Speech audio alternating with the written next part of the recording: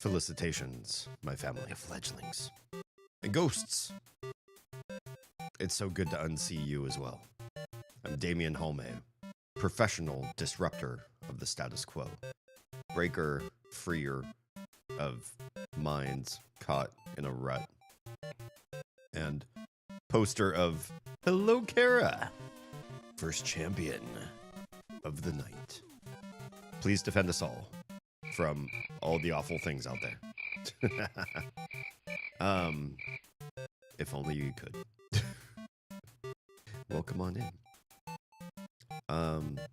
Man, the past couple days have been a whirlwind. So Oz's mom is in town for a week or so, and it's been nice to have an extra pair of hands on deck. But I think a part of me has recognized that there is help and that there is a social shift toward more people around us, like us. And I've come to relax a little bit. And in that relaxation, last stream was canceled because after putting the kiddos to bed, I died. I brushed my teeth and got ready for the first phase of a biphasic sleep, which I'm still doing a little bit of. And I was going to wake up and stream. And I woke up and I was like, all I feel like I can do is sleep. I can't even get out of bed. I was like almost paralyzed. I was so tired. And I woke up this morning after 9 hours of sleep. I'm used to getting 4 these days. 9 hours of sleep. And I was tired upon waking up. And a couple points in the course of today, I was nodding off, wanting more sleep. Crazy. And I injured myself pretty badly today. We'll get into that in just a bit. I didn't think I'd catch the VOD after I fell asleep last week. I watched until End of Ruins, so not sure how far you got. We met the two lovely puzzle making skeletons, and they have led us through their gauntlet of puzzles. And I think we're just on the other side of that. We met Sans and Papyrus. And they're cute. They're cute. A rose to a Troa. Hi, welcome. Yeah, I feel like the game overall has been very cute, very weird, and very random. The creator, Toby Fox, I believe his name is, he must have made a game to show his love for dogs, because we've met quite a few cute doggo-based enemies. But aside from that, I forget exactly what we're doing on the other side of things. We're a boy trapped in a monster realm. We presumably want to go back to our family, but the monsters are all so excited, so keen on a little human boy being there, that they will do all sorts of things to try to fascinate me and throw me off my course. So that's fun. Yeah. Hi, how are you doing? I hurt. BLM, Black Mage? I do play Black Mage. That's my number one. I play Final Fantasy 14, and in that, out of all the DPS classes, I absolutely love Black Mage. Hi, how are you doing? Yeah. So I fell on my wrist, and my wrist is already injured. Let's switch scenes. Oh, thank goodness this game actually loads the way it's supposed to. Unlike the previous Mother games where I had to, like, do some finagling every single time. My wrist was injured when I was much younger. I took a community course class in snowboarding, I figured it was, I grew up very, very poor, for those of you that are just meeting me for the first time. I never thought I would be able to afford to go snowboarding. All the equipment, or if you don't have the equipment, you have to rent it. And then you have the lift pass, and it's just like, oh, and the travel to get there and back. I just didn't think it was in my realm. But with the community college course, I went with a bunch of other students, and we must have gotten some crazy discounts. One for education, two for having, I don't know how many of us there were on this in this class, maybe 30 kids in one class. Kids, I say kids. I was, in my young early 20s or late teens. We went to the really nice slopes in California, Southern California, and a blizzard hit. So we had the best, freshest powder, the best experience you could have. Hello. Welcome on in, Stuart. Hope you have a great weekend. Thank you. My weekend is wrapping up, but Undertale's the last thing that I will do this weekend, which is pretty nice. Hope everyone is feeling better. Were we feeling bad before? I don't feel like we were feeling bad. Toady, I know exactly where that fire comes from. I've been using that fire emoji too. If my gift sub to Liana fades in this next month, I'm probably just gonna have to make my own fire emoji because I really like that one. I really like the flames. I need flames. I think I deserve flames. What do you guys think? Oz was Oz has been up and down in health, but today she had a lot of oomph, which was good because I was busy almost all day today doing house things. The house wants to cost us lots of money, and I don't want that. So if I put in enough manual labor and YouTube video searches, I'm trying to like save us money where we can, and so the place doesn't like fall apart and rot. Where are you from? My family is from Finland.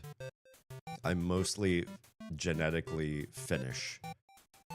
If you know anything about Finland, you know most of us are very calm, peaceful, and antisocial people. Turns out I'm rather social, but only with people who excite me. So if I meet you and you're just interested in the same things everybody else is interested in, you don't live an exciting life, I'll probably still be friendly with you, but I probably won't be excited to talk with you. But I do get excited talking to exciting people. Maybe that's normal, though. That sounds pretty normal. Yeah, but my family moved away from Finland and moved to the United States basically because of Russia. Not Russians. Russians have only treated us with love and kindness that I've met so far. But the government and the Finnish government do not get along. And so my family felt it was time to leave and not be anywhere near the conflict there. A little bit of fire as a treat. Just treat yourself. Treat yourself with a bit of fire.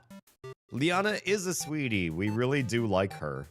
Yeah, I feel like we have such limited interactions with her, and she's always just like online. I wish like I could get to know her offline, but in all my spare time, I don't have a whole heck of a lot of free time to get to know new people. But everything that I've seen of her, she seems amazing. Do you like Canada? I've only been to Canada once. I went to British Columbia for a wedding, and it was between a Canadian and an American. Why a Canadian would marry an American? He seemed like a pretty cool guy. He's one of my best friends, actually. But we went to BC, and I fell in love. I would easily live in BC. The fact that I live right now in the American Deep South is a little bit beyond my own ability to decide exactly where I wanted to live. I think I've always loved the Pacific, sort of like the Northwest areas. So British Columbia, Washington State, Oregon. That's probably just those three areas. And I would go back in a heartbeat. But we're here for reasons that take too long to explain. We'll see how it all works out. But I loved that part of Canada. I'd love to see, you know, the biggest populated parts of Canada, which are mostly like French and English combined, and usually around the Great Lakes sort of areas. I'd be curious to meet that part of Canada. She has one of those smiles that feels like a hug and makes her eyes twinkle. It's adorable. I love that. I hope I can remember that and mention that to, or you should mention that to her next time you see her. I feel like that's a huge compliment, and the sort of compliment you just don't hear from people. I'm in Canada, in Alberta. What's wrong, Doug? Oh, nice. Nothing, I'll drink. Self-care already. I'm right out of the mail. Toady, Toady, I haven't even loaded the game yet. Do you see the screen we're on right now? I mean, I'll do your self-care. Thank you. Coming out all guns blazing like this. How is Alberta? Alberta's kind of like on the more rural side, off the beaten path a bit, right? There's a couple big cities, but it's a lot of pulled away from the main centers of civilization, if I'm not mistaken. How do you like it there? Time to subscribe. Well, Noah, thank you so much. Noah, the silly... Wait, what's a protogen? Protogen. I know proto... Why does that sound like a word I do know? What is a protogen?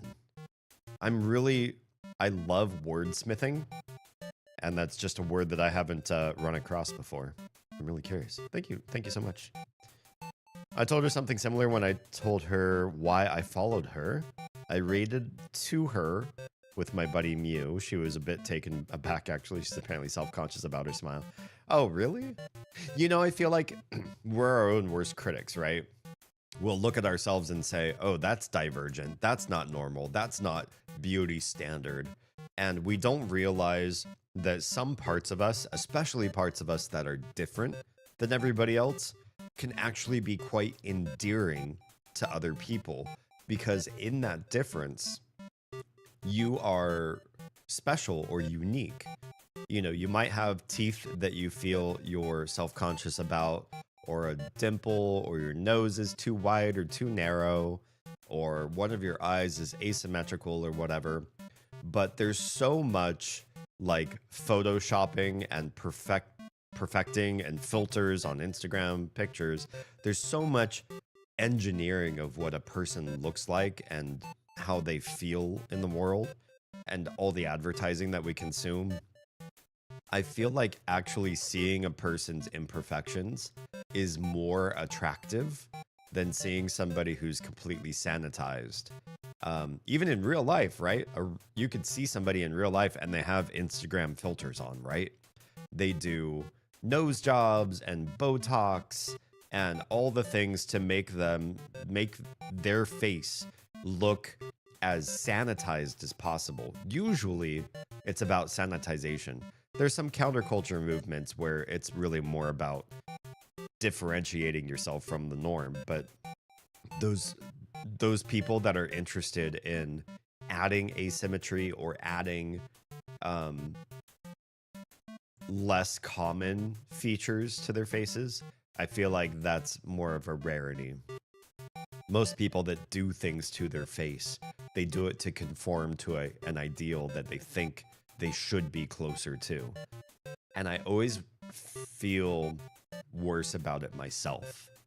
I know if they're doing it to make themselves happy and then they made themselves happy on the other end, that's probably a net positive. But I like personally to see people's flaws and nuances because those are the things that make you stand out. To me, if you don't stand out, you're disinteresting. And I know that's not a popular ideology. Most people really do like a certain amount of like symmetry and perfection and beauty and all that sort of thing. I find beauty in the things that make you flawed, that make you different, that make you non-conforming.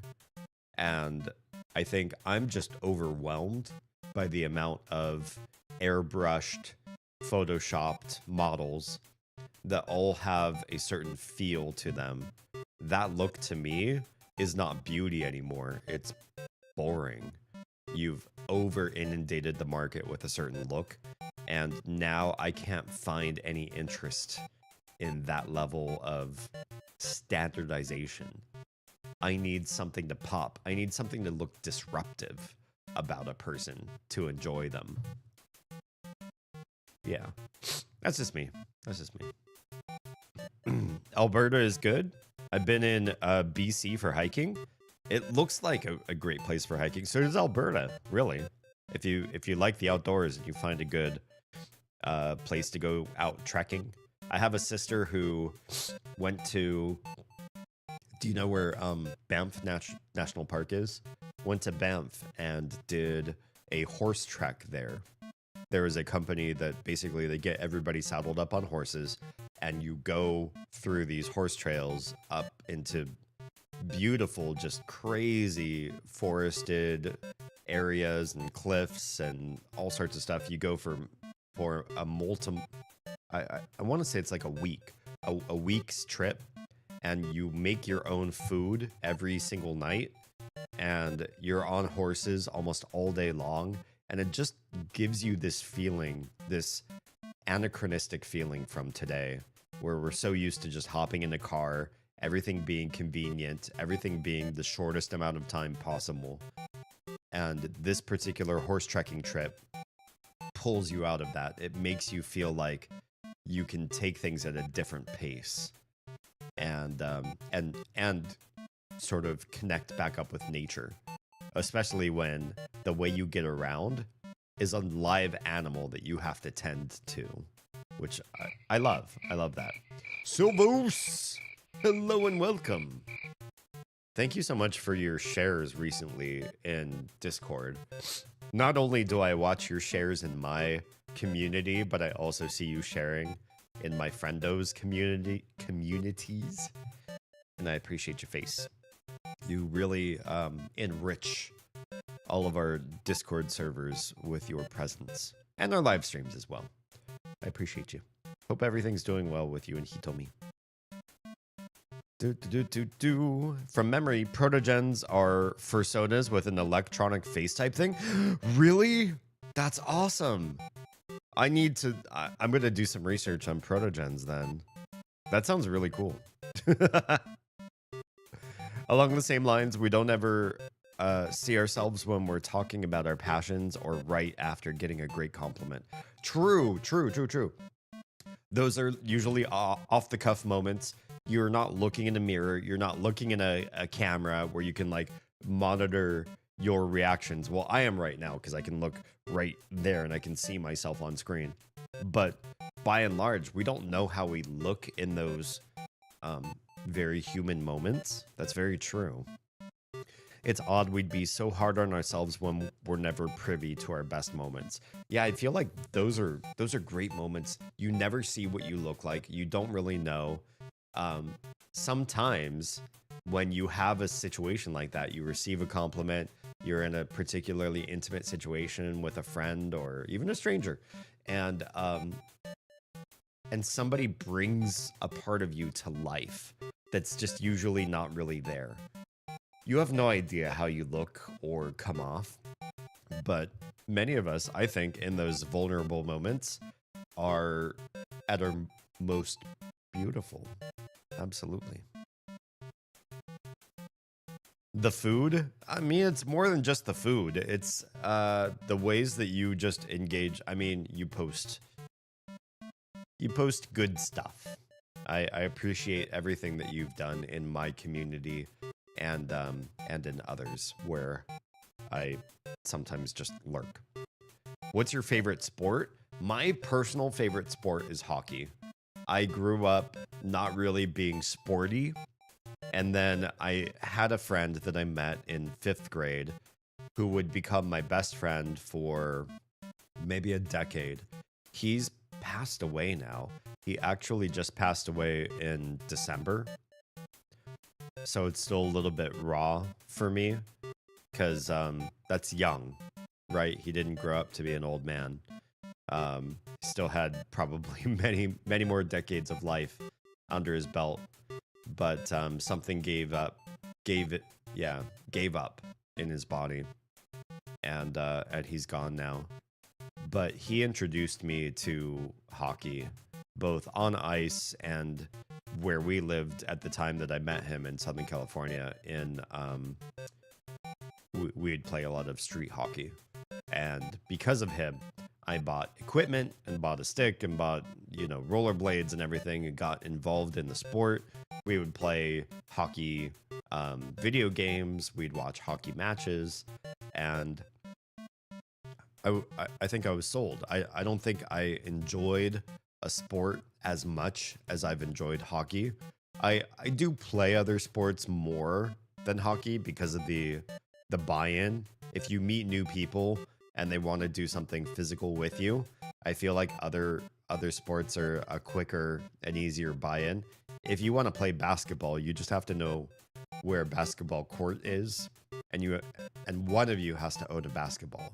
That's pretty light on the equipment costs side of things. Hockey requires a little bit more, even if you're just playing street hockey or just like hitting a puck back and forth or a ball back and forth on the street. But it doesn't matter. To me, that's probably my favorite and most enjoyable sport that I've ever played in my entire life.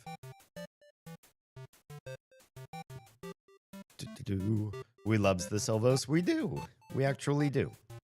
From what I've been told, when I'm out and about, I look less human and more human with a trademark. There are definitely some days where I feel like I'm that way too. Absolutely.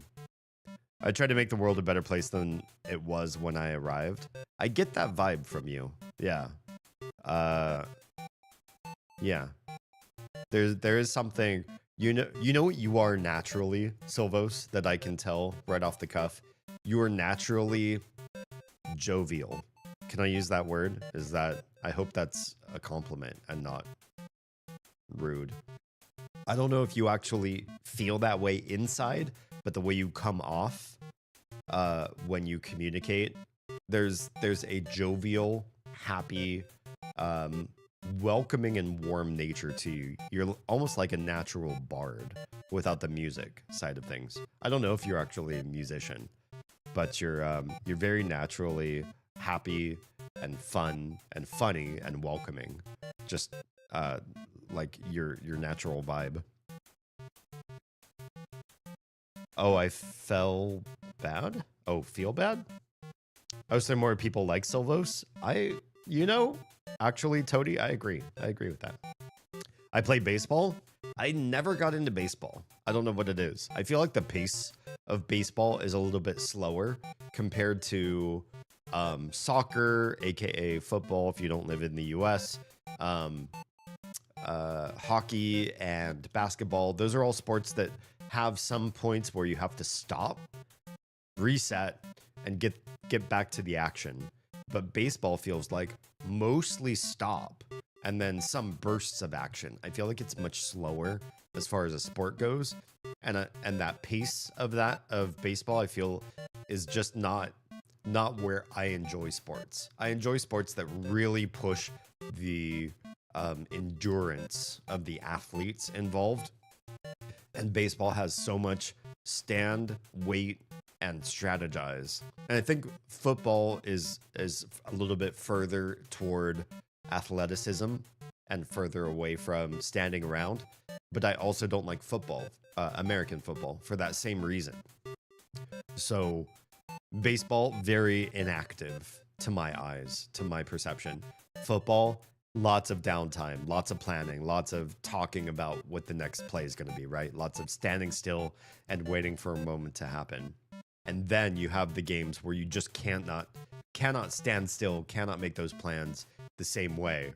And I think basketball, hockey, and soccer or football, they all sort of fit that vein where it's like everybody's constantly moving, and a lot of strategy has to happen on the fly.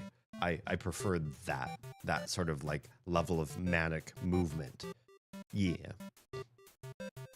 What the fuck is going on? What's up, Chairface? Dude, are you a fan of the Tick? Because I haven't seen that name in a long time. I don't know how that could be taken the wrong way. Oh, good. Too many text on the screen, brain hurt. Oh, yeah. I mean, we're in the menu for Undertale, and it's just like a lot of text right here. I don't blame you. Music, no, just karaoke. Okay. I love karaoke. Do you do standing in a bar and singing for a bunch of strangers karaoke? Or do you do like what I'm comfortable with, which is not hiring, what's the word I'm looking for? Renting a booth, and you're just with your friends in that booth and you're all singing just for each other? That's my kind of karaoke. I don't do the standing in front of strangers karaoke. I kind of want to see what it looks like when somebody takes that the wrong way. Takes what the wrong way? I remember being halfway decent at cricket when I was younger. Oh. And then what happened? Did you keep up with it or what? Let's pop into the game, shall we? Oh, I forgot how cool this music was. This very much, you know what this music reminds me of? Any of you play Secret of Mana? What do you mean save? I'm literally standing right at the save point. I just loaded. I'm not going to save. I'm not going to save for you. I think you just wanted to watch that alert go off. Yeah, there's a place. I think it's close to where you meet Santa Claus in Secret of Mana. It is an icy place like we are right now. And the music, this music reminds me of that Secret of Mana area for some reason. Yeah. I was okay at certain sports before I ruined my knee. Oh no, did you take an arrow to the knee? I was just talking earlier that I had a really bad snowboarding injury. That I took a snowboarding course in a community college. It's the only way that poor younger me, not that I'm rich now, but I'm not as poor, could have ever afforded snowboarding, is through a community college course where we had a group discount, we had an education discount. So the price of the class plus a little bit of a materials cost, or yeah, fee to the class allowed me to go snowboarding. I really extremely fucked up one of my wrists. And you can't see anything about my... I could show you my wrist, but who cares? You probably can't see anything. It's not like it's purple and like bloating or like looks like a frog's neck while he's trying to sing. It's not that bad, but I fell on this wrist that I injured really, really badly on that snowboarding trip. And I'm tore up from that.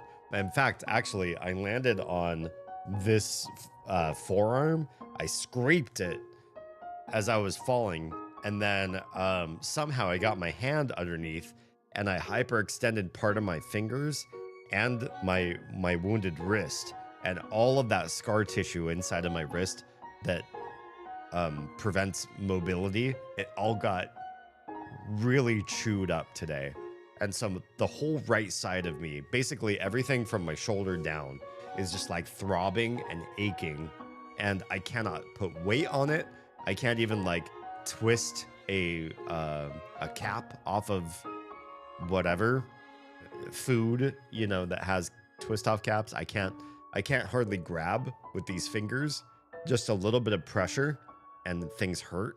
So like my whole right hand and arm is like absolutely foobar. And all I did was fall, but I fell in a really awkward, bad way. I was underneath the house, and our crawl space underneath the house, you don't have to get down on knees and elbows, but you can't stand up. So you have to walk kind of Quasimodo, like hunched down to about half my standing height. And I slipped in a brand new leak that we found out one of the toilets was leaking, and it was leaking into the crawl space, damaging our foundation, damaging the wood beams that hold our house together. I'm like, oh, this is really bad. And the way I discovered it is because it was leaking onto the crawl space ground, which is just clay. I slipped on that clay, fell really bad, scratched my forearm, slammed into that, and then hyperextended my wrist and my fingers. It was this super weird JFK assassin situation where I hurt way more than I felt like I should have hurt in just one small falling down. But yeah, I'm so pain. I'm in so much pain all day today after that. Yeah. I was at least passable at sports until COVID hit. Oh, really? Then after that, did your body sort of forget how to do a sport? I most definitely do not in public, in my car and Discord. Oh, okay. Wait, you do karaoke in Discord? Oh, I haven't been participant to that. That's unfortunate. What's up, mobile gaming? How's it going? I had someone run and fall into my knee? You mean it was somebody else's fault? They smashed your knee? Funny enough, they are not meant to bed sideways. Wait, what? Bed? Oh, you bend. Yes. Oh, that sounds awful. I was, I was running on track. I wasn't even running in a competition. I was doing like warm up running on a track. And this guy with a really wide gait and to his step came up behind me in my lane, and his toe clipped my heel. I fell on the track. And for those of you that know, I don't know in other countries, but in the US, most running tracks, it's like a clay powder or dust that they use as a surfacing agent. I fell onto that clay powdery dust stuff, and I slid on it because it's loose. It's not like packed down. It's not a surface. It's sort of like a loose gravel, like a clay gravel. I slid on that for maybe 3 feet, or I don't know how many, probably not a full kilometer. I slid a lot. 3 Imperial Freedom units of sliding. And my palms were scraped wide open. My knees were scraped wide open. Blood was not pouring out of my wounds because of the clay. It was like packed into the wound. So I went and washed up because I was like, oh, I probably shouldn't be covered in clay dust. That's not terrific. I went to the drinking fountain and I just turned that on and then, put my knees as best as I could under the running water, put my palms under the water, and then I started gushing blood. It was coming out of my knees so fast, it was running into my socks and turning my socks pink. It was awful. Yeah. And I don't have any scars. No, actually, I might have some knee scars from that. But my wrists, my palms of my hands grew up, healed okay. But that was awful. And that was just because some other person fucked me over. So, yeah, I feel that somebody else basically came and screwed up your knee. Super sucks. I was good at soccer when I was in middle and high school as well as track, but I hated both of them. I wish I was better at I played soccer for the YMCA. In a sort of like young adult to old adult league. It was a really weird league with a weird disparity of ages involved. Nobody too young could involve themselves.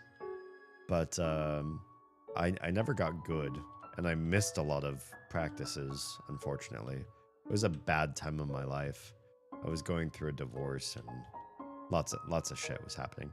Is this a Q&A type stream? I guess. I mean, if you have a question, I'll gladly answer it.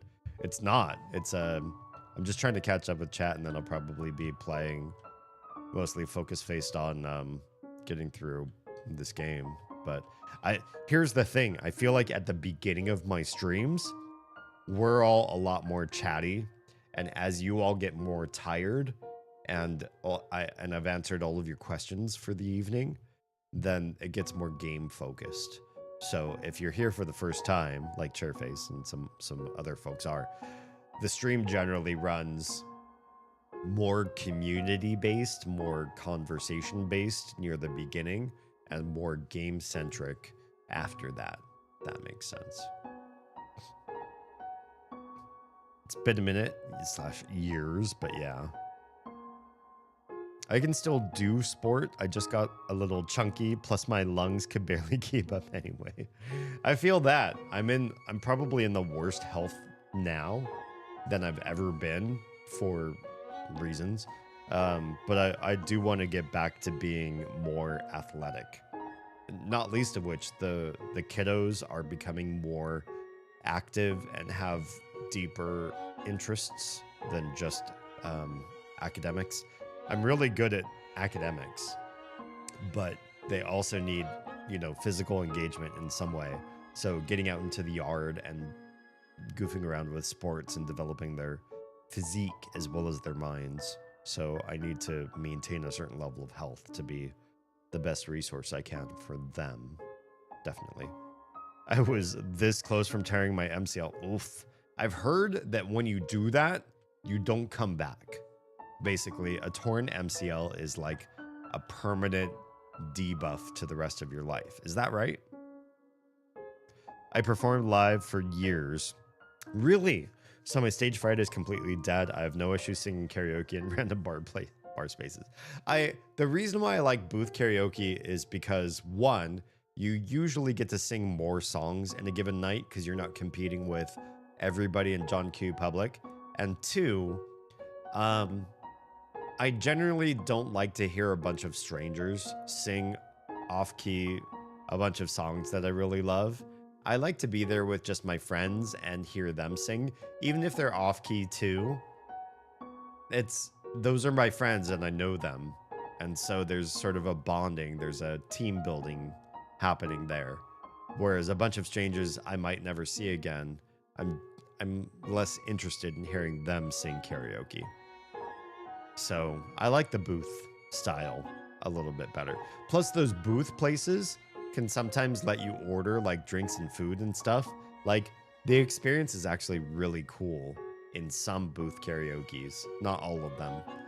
And for those of you that didn't know, Oz and I first met in person in a booth karaoke situation. And in fact, we got to sing a few duets together. And when you sing a duet with somebody, there's a certain magic that gets unlocked there. And yeah, the rest is history. I believe tearing is, yeah. Oof, yeah. Torn MCL, -3 dex, +2 charisma. Wait, why is it? Oh, because you have a cool story you can share with people? I feel like that can be true.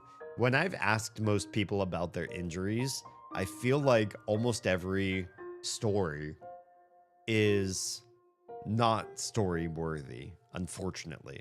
The vast majority of like, oh wow, how'd you lose that finger? Or why do you have that limp? Or what is it, what happened to your face? They're actually kind of like sadly benign stories for the vast majority of us. And the big problems, not big problems, the big epic stories when somebody's like, oh yeah, I got in this fight and the cops came and there was a crazy, and I got infected and I was gonna die, but I fought back against the infection. Like the crazy stories are really, really rare. I had a scuba instructor who was missing most of his fingers. he just had like nubs on one hand. And he was like, I wish I could tell you this was from like a shark encounter or something crazy that happened on a particular scuba dive, where it was like, oh shit, wildlife, you know, I'm interacting in the ocean and something crazy happened. He said, the reason why my hand is like this is because I was born this way. And I feel like that's the vast majority of what happens with people, is like, it's just something either genetic, we were born in a certain way, or very benign situation in our lives. Like, oh, I stumbled upon a coffee table, or I backed up into a footstool, fell in a certain way, and this happened to me. It's all, most of our experiences are a lot simpler than we wish we could have big epic stories to tell people what happened. Yeah. Being raised by deeply religious people, the second it was discovered that I had inherited my family's musical ability, that's cool, I was tossed in voice lessons and performing all over the place in no time. I was the only singer out of 10 kids, so it was even more so a special thing about me. Oh, that's really cool. I'm basically the only musical person in my family. I don't know anybody that got involved in music, or if they did, it was maybe just like marching band or orchestra in school. But actually thinking about it, I have lots and lots of aunts, uncles, cousins, and I'm trying to think which ones of them play an instrument to any sort of degree of proficiency. I have one uncle who can play a mean banjo. Like, he can pluck and do the whole multi-finger thing like crazy. But he hasn't done that in quite a while, or to my knowledge. I'm the only professional musician in the entire family, and I have a big family on my mom's side. Nobody else went in that direction. Nobody else went towards acting or just anything on stage or performance related, which is kind of a shame. It makes me feel very weird that I'm the one person in our whole family that went in that direction. Yeah. I can't sing for the life of me. Used to play instruments, but those got given to my younger siblings. What? Because they feigned an interest? That's so rude. You should have come back at your parents and been like, hey, are they actually doing the thing? or should these should instrumentation go to me? Oh, that's not the right button. What's the it's a note from Papyrus. Human, please enjoy the spaghetti.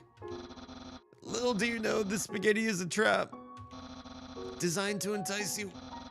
You'll be so busy eating it that you won't realize that you aren't progressing.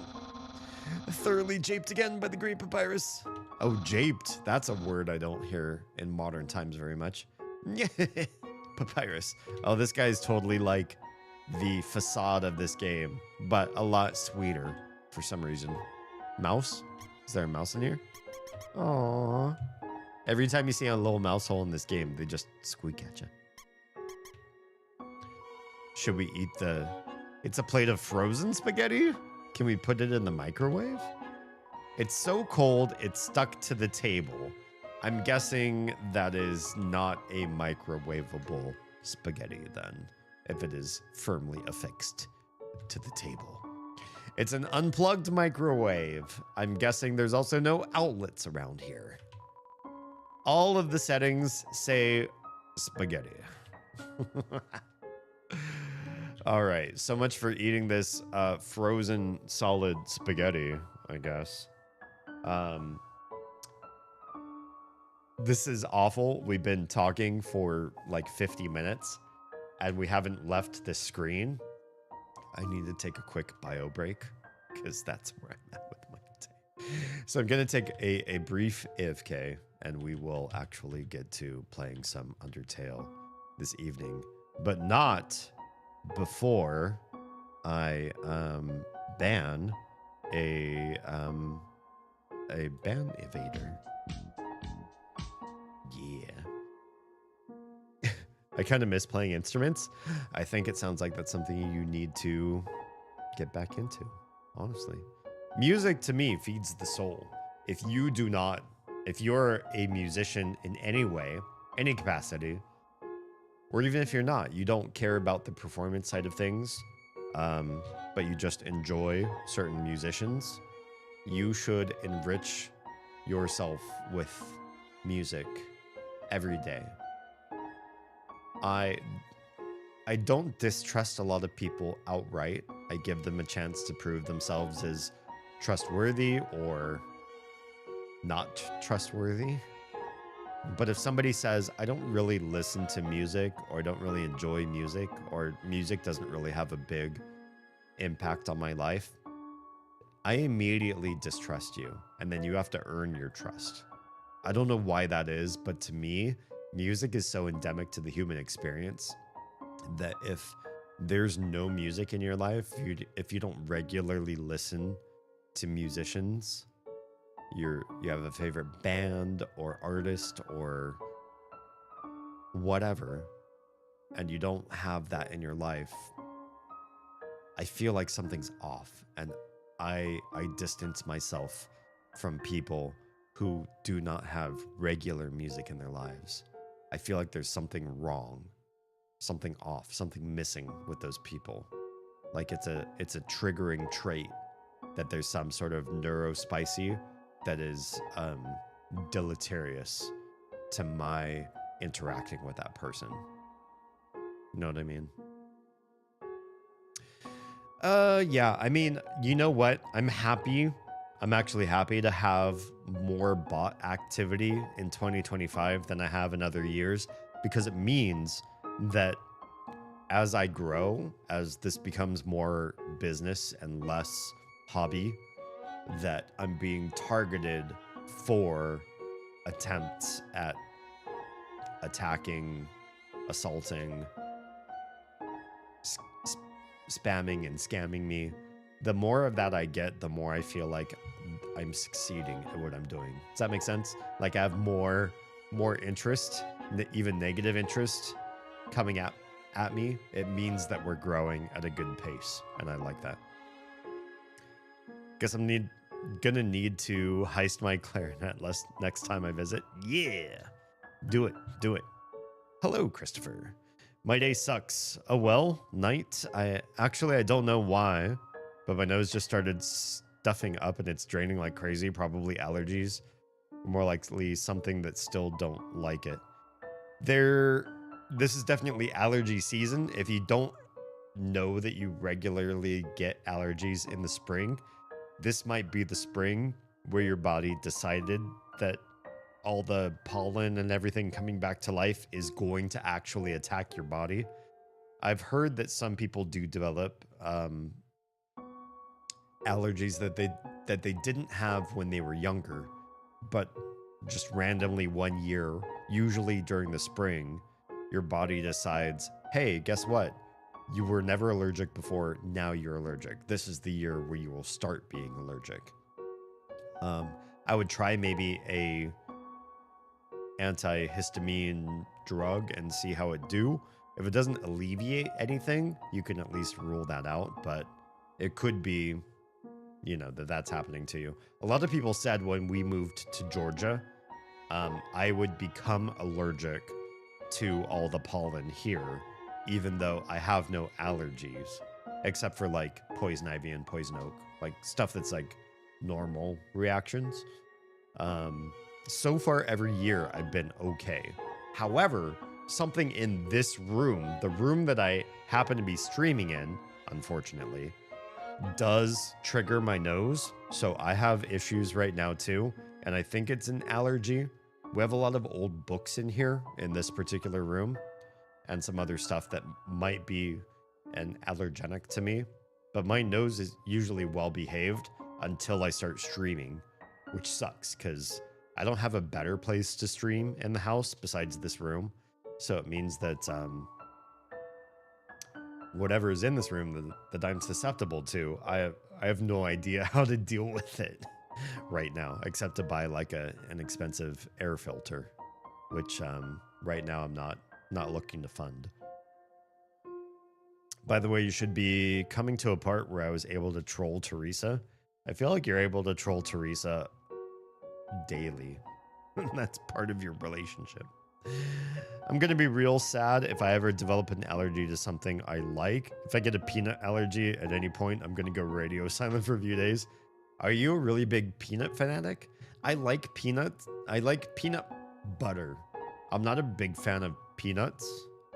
But that's definitely one of the like more lethal allergens. I feel like if I don't know this to be the case, but I presume if you're allergic when you're young, you're allergic for life, but most people don't develop a late in life peanut allergy.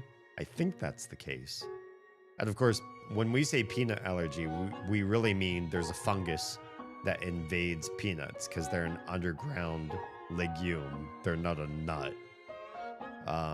And so because of that underground fungus, that's whatever that is, it's super lethal. It can absolutely kill a person in a very short amount of time. Most people who have allergies get like hives or like their throat starts to close a little bit, but that's nothing like what you get with a peanut allergy, because that's like a fungus is trying to like end you in a very short period of time. Very different experience. I don't know if there's any foods that I would be like devastated if I became allergic to, because there's so many other good foods out there. There are a few foods that I put at like S tier. I think if I got allergic to lime or basil or cinnamon, I'd be really sad. There's a few others in there. Yeah. I got an allergy to shrimp, so I can tell you it sucks getting an allergy to something you like. You liked shrimp before you became allergic? That kind of sucks. Not so many varieties are my ideal snack. Peanuts are a preference. I mean, if you really like nuts and peanuts are off the table, at least you have other like true nuts, like tree nuts and stuff. Actually, I really love Undertale, one of my favorite games. What's your opinion on Delta Run? I don't know anything about Delta Run. What do you think about the new chapter whenever they're going to make it? Yeah, I haven't heard about that game. This is my first playthrough of Undertale, and I'm really enjoying. It's really wacky and weird and homebrew feeling. I can smell like the individual developer nature to the game, and I've been really enjoying. It definitely seems like they're highly influenced by the Mother games, which I like, because those were really wacky and zany games. And this feels like a spiritual successor to that franchise, since Nintendo stopped at Mother 3 and never carried on after that. So I'm having a lot of fun with this. What's up, Patrick? First time playing Undertale? Yeah, we were just talking about that. This is my first playthrough. I know nothing about this series beyond what I've just played in the last stream. Toady_Toady just subscribed. Toady, welcome to Tier 1 Subland. Thank you, Anonymous, for making Toady an established, well-subbed folk. Who the fuck? You will never know. They're anonymous. That's the point. Oh, you love shrimp? I'm so sorry that you're allergic. Server updates in the morning, so I must do the sleep thing. Thank you, Silvos. Thanks for popping in. Sleep well. I hope to catch up soon. I feel like I don't know what's been going on the last few months, and there's stuff I could probably catch you up on that has been happening in our homestead. So, but for now, please do sleep well. I got some crazy good sleep last night, and I feel like a changed person. So I hope you sleep well. Deltarune is the sequel to Undertale? Wait, really? Oh, we don't have that on our streaming schedule. We might need to change the games that we stream upcoming. I had no idea. I've been crunching on salted cashews since I got here. My kiddos love cashews. Cashews are probably my favorite out of the tree nuts. Mostly because they're so sweet compared to everything else. I just don't like the flavor of most nuts, but cashews are special in my heart. Yeah. Since I already went to bed, it was probably Rush. Oh, yeah, let's blame Rushdell. Toady, I think Rushdell gave you a gift sub. Congratulations. Jim! Hello. I wish I knew what was going on with me in the last few months. Oh, it's like that. I've had months like that, definitely. If you find out, let me know. Believe Deltarune is not finished yet. We'll finish around the same time as a Switch 2 is released. Oh, okay. Interesting. Interessante. What about D's nuts? Well, D is right here, and D's nuts got to go take a bio break. I'm just catching up with chat, and then I'm going to take a bio break, and then we're going to actually play some Undertale. I promise. But hi and welcome, Jam. Deltarune only has 4 out of 5 chapters released or about to be released. Rushdell, I think, is 2 L's. Comrades the mail. Toady, I promise I will do those things, but first I'm going to take a quick bio break, so BRB.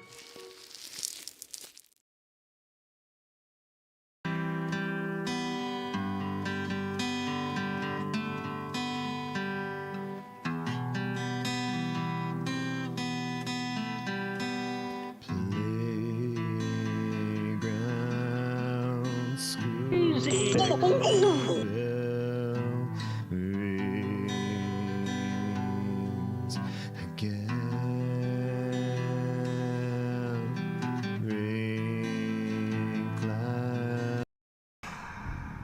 I can't move forward.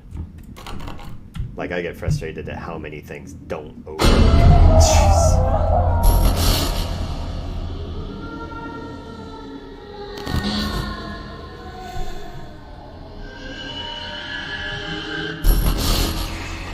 I have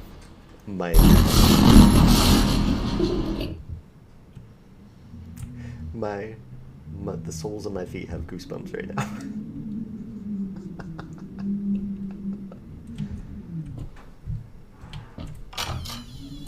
And of course, the door that was locked now just opened. Oh my god. I'm a fallen angel. I will too someday grow my wings and fly awake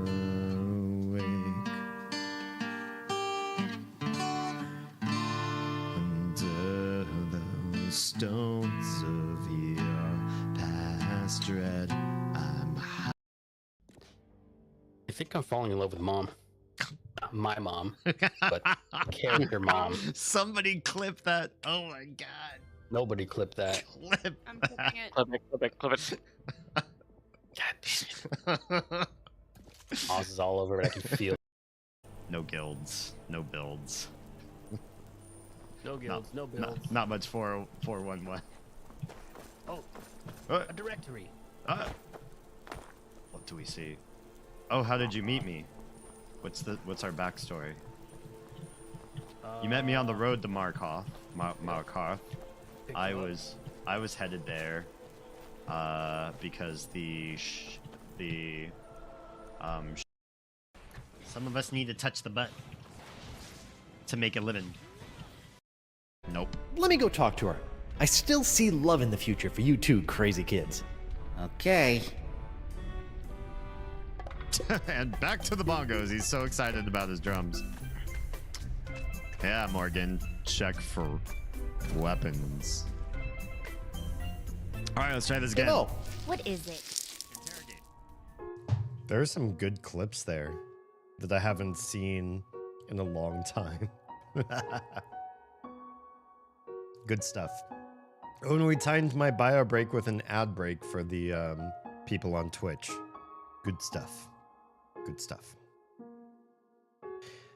You might find this weird. Most people, I don't know what that was trying to say. I don't really sleep at night. I don't know why I cannot sleep at night. Instead, I sleep all day in the morning. Is that a preference thing or body? So you're not alone. I believe I did some research on this a couple years ago. Fact check me if I'm wrong. But I do believe that the vast majority of humankind splinters off into different sleep cohorts. So, and the reason why we did this is evolution.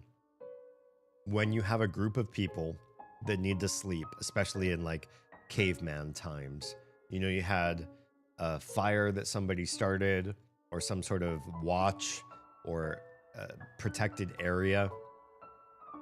Some people immediately went to bed basically right as the sun went down. Can't see well? Great time to sleep. Okay. Some people, the sun went down, it's like, all right, I can't see that well. My whole body is telling me I got to go to sleep right now. But some people felt like, no, I feel kind of energized right now. I'm going to stay up a little bit. And they would do a bit of a watch for everybody else. Half your tribe or your group or whatever, the people you're traveling with, they're already asleep, but you can stay awake and watch out for predators, little creatures that might come in and try to steal your food, whatever. You're there and you're on point, you're sentry, so that nobody's taking your food, munching on your friends, coming in and causing mayhem or harm to your tribe or your group of people. And then you pass out, and then maybe there's some people that they only slept for an hour or two, but they wake back up again. And they're like, oh my gosh, I'm like awake for a couple hours. Like I can't really go back to sleep right away. And those people would take like the next watch, and so on and so forth. People need different sleep patterns so that we can be there, present for each other, and protect and watch, stand sentry over other people. That's such a genetic history in us. That's such a requirement for older times, for many, many, probably centuries of humankind, where people needed to live and survive in different watches so that we could be of benefit to each other at different ages during the course of a given 24-hour cycle. And I think that's still true today, right? You still have people that need to run graveyard shifts. You still have 24-hour services, medical or emergency services, where people need to jump in and help at any hour. And then those people need supportive services. So if you work graveyard, you clock out, and then you need to go get food in you, or you need to go buy groceries, or you need something, then other people need to be awake to be infrastructure for those people. So there is no right or wrong time to wake up and fall asleep. If everybody cohered to the same one schedule, then when we needed you, when we need somebody else to step in and help us out in an emergency situation, what if that was off hours from everybody? What if everybody worked 9 to 5 or 9 to 6? We wouldn't have people when we need them. So the fact that we evolved into different sleeping cohorts is critical for our survivability today, just as much as it was when we were like trying to live in the wild and survive predation, right? I think it's good. I think that's healthy. Can anyone tell me in chat what your favorite game between the two, Undertale or the sequel, is? If so, who's your favorite character from each? I feel like this character that we've been playing in Undertale has zero personality. Whether that changes later on, I don't know. But for now, I feel like I named him Damien because I'm boring with names. He's got no personality of his own. I just sleep easier to ambient night noises. I guess it depends on the night noises. Here during the day, noises are more annoying, and at night, I feel like the noises here are more pleasant. But that's just me. Tell me why I cannot sleep in the nighttime like my body prefers to stay awake all night and sleep all day. Because you're one of those people that has the genetics to not save, but protect your tribe or your family when they're all sleeping in the normal times. Yeah, I think it's genetic preponderance. So some of us are more inclined to be awake when everybody else is asleep to help protect them. That's the thing. Warning, dog marriage. Oh, I guess we're gonna see a dog. I was saying earlier too, I feel like the developer of this game really likes doggos. We've had skeletons and cows and daisies, and there are some different monsters around here, but this developer seems to really love floofy doggos, and that's okay. Oh, we're fighting. Those aren't doggos. I feel like we're gonna die. Oh my god. Ice Cap and Snowday confront you sighing. Jerry. Dogs are pretty cool. I like floofy doggos. I do. We're gonna die. No, not fight. Not fight. Your head looks so good naked. Oh god, I'm gonna die. I had no idea.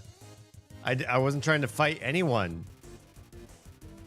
Snowdrake realized its own name is a pun and is freaking out. Okay. Oh, I didn't want to fight. I really wanted to do act. Can we act on the Snowdrake? Maybe first? Oh, we're not supposed to laugh at this. They're supposed to tell a joke. They are supposed to tell a joke first. I remember. What the hell is the Jerry? It'll change later on if you're playing True Pacifist or Genocide, but I won't spoil anything. Thank you for no spoilers. I am playing this game very, very blind. I really have no idea how this story is going, and I like it that way. Let's try act on the Jerry. Check or ditch? Oh, I don't want to ditch it, but I guess let's ditch it. You and the other monsters ditch Jerry when it looks away. Oh, that's so bad. I feel so bad. We're supposed to make friends with the monsters. Okay, well, I guess we're gonna... Oh, here we go. Oh, boy. Oh, boy. Snowdrake is smiling at its own bad joke. Did it tell a joke? If it told a joke, then we need to laugh. Sans, you're here in my chat. I didn't even realize I would be playing this game and Sans would grace us with their presence. Hello, what's up? Hi. I've enjoyed making your brother feel comfortable. I feel like that's Sans' #1 MO. Is like, hey, I got this brother. I really like him a lot. I'd love it if you would just like patronize him. And so I've tried to do that as much as possible. And Sans like, yeah, thank you. That's cool. That's cool. My bro really needs this like boost of confidence. And so we're helping Sans out by making his brother happy. Are you fighting me yet? No. Hopefully I don't ever have to fight Sans. All right, let's laugh at this guy's joke. Hopefully that's the answer. You laugh at Snowdrake's pun. You have good taste in jokes. And the other guy's like, your head looks good naked. Oh, shit. Snowdrake is pleased with its cool joke. Okay, Snowdrake is done. Let's act on the ice cap. Compliment the hat? Do we steal the hat? Let's try stealing the hat. Well, it's actually a thing because his whole avatar and stuff for him in real life, all his promotional things is him as a dog. Oh, the developer, he really loves doggos that much, huh? Are we with nicknamed on the community, nicknamed to Toby Dog instead of Toby Fox? His last name's Fox, right? That's funny. You know, we do to people who spoil things. Oh yeah, we know. Stop on a blue attack. Oh yeah.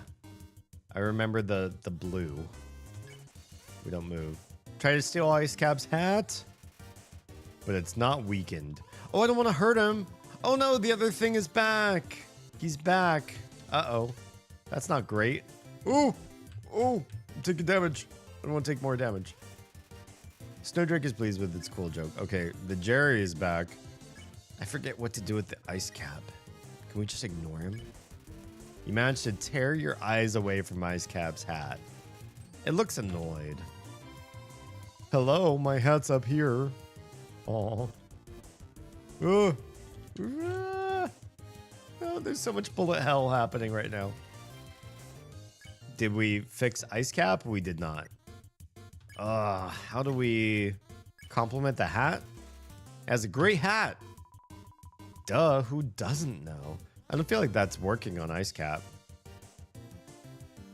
Oh, damn it. These guys hurt. Ice Cap is not pleased. Jerry, we need to ditch again, but I don't think we're ready to ditch. Ignore? You continue not looking at Ice Cap's hat. It seems defeated. Perfect. Fine.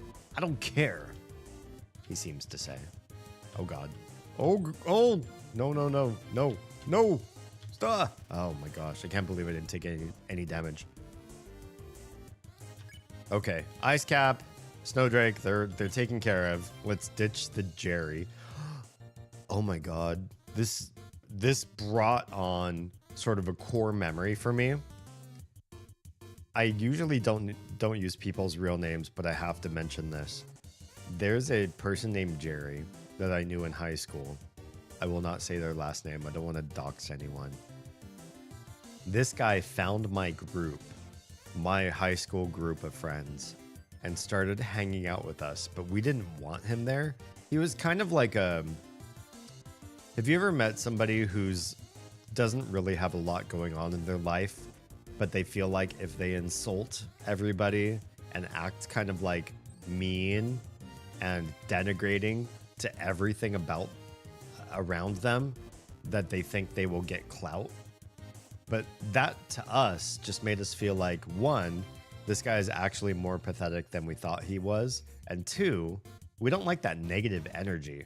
Like, he literally badmouthed everything all the time. Like, oh, that game? Yeah, that game sucks. Oh, that sports celebrity? Oh, yeah, he's not as cool as everybody thinks he is. Oh, that candy? Yeah, that candy's not that great. Like, he badmouthed everything. He was just negative all the time. And I really didn't appreciate that. I didn't like him. I thought he was really just looking for validation. And he thought that my group was inclusive enough that we'd accommodate anyone. But we didn't accommodate somebody who's just literally rude and negative and mean all of the time. And somebody who probably was the recipient or the receiver of bullying himself. He wasn't Chad. He wasn't like, I don't know, well fit and attractive and had girls fawning over him. He was just like some guy. Kind of otaku vibes. And so for him to be mean felt even worse. I feel like it feels bad coming from a Chad sort of guy. Feels even worse coming from a guy that doesn't have anything going for him.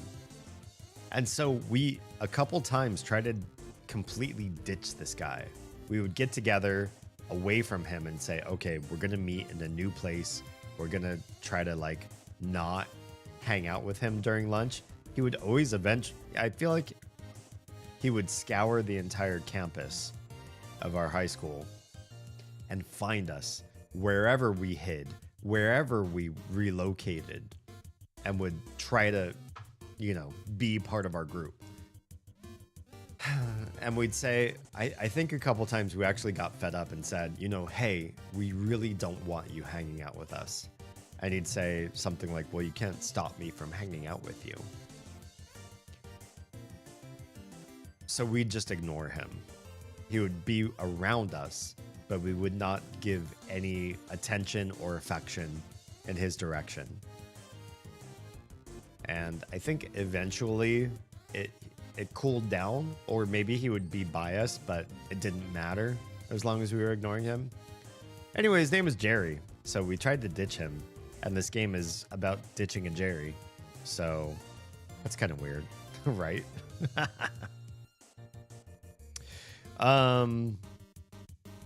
Another tip to fight my bro. You kill my brother, you'll have a bad time. I'm trying not to kill anybody in this game so far.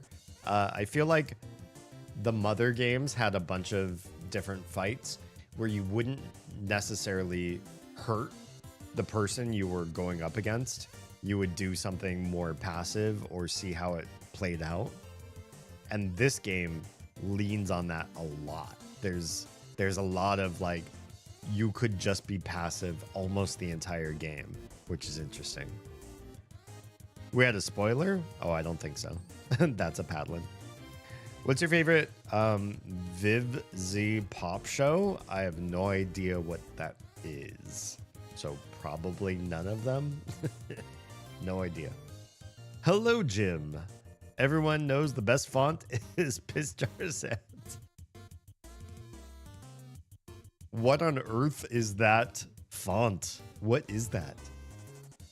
Hello, Luke. I feel like I've known a few guys like that.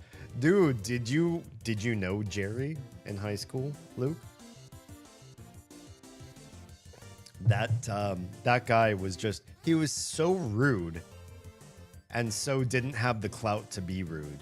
Either you're a total Chad, you get all the women, you look amazing, you look like a Greek god. And then if you treat people like shit, who cares? You're like apex predator level of hot and popular. But this guy was like pudgy, beta, not even great at school. I wish I could say, he was not socially high on the clout list. He wasn't like a social alpha or sigma or whatever, but at least he was really fucking smart. But I was smart. I was in AP and IB classes. He was not in any of those classes.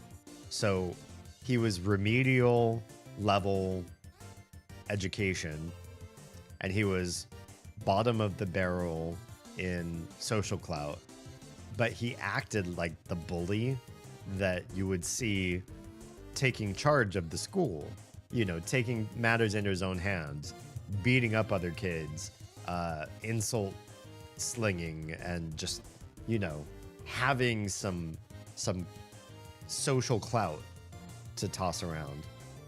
He was not that kid. I feel like he was just trying to make himself bigger than what he was. Yeah. The guy in the story, to me, it just sounds like he's starved for attention or desperate for validation. 100%.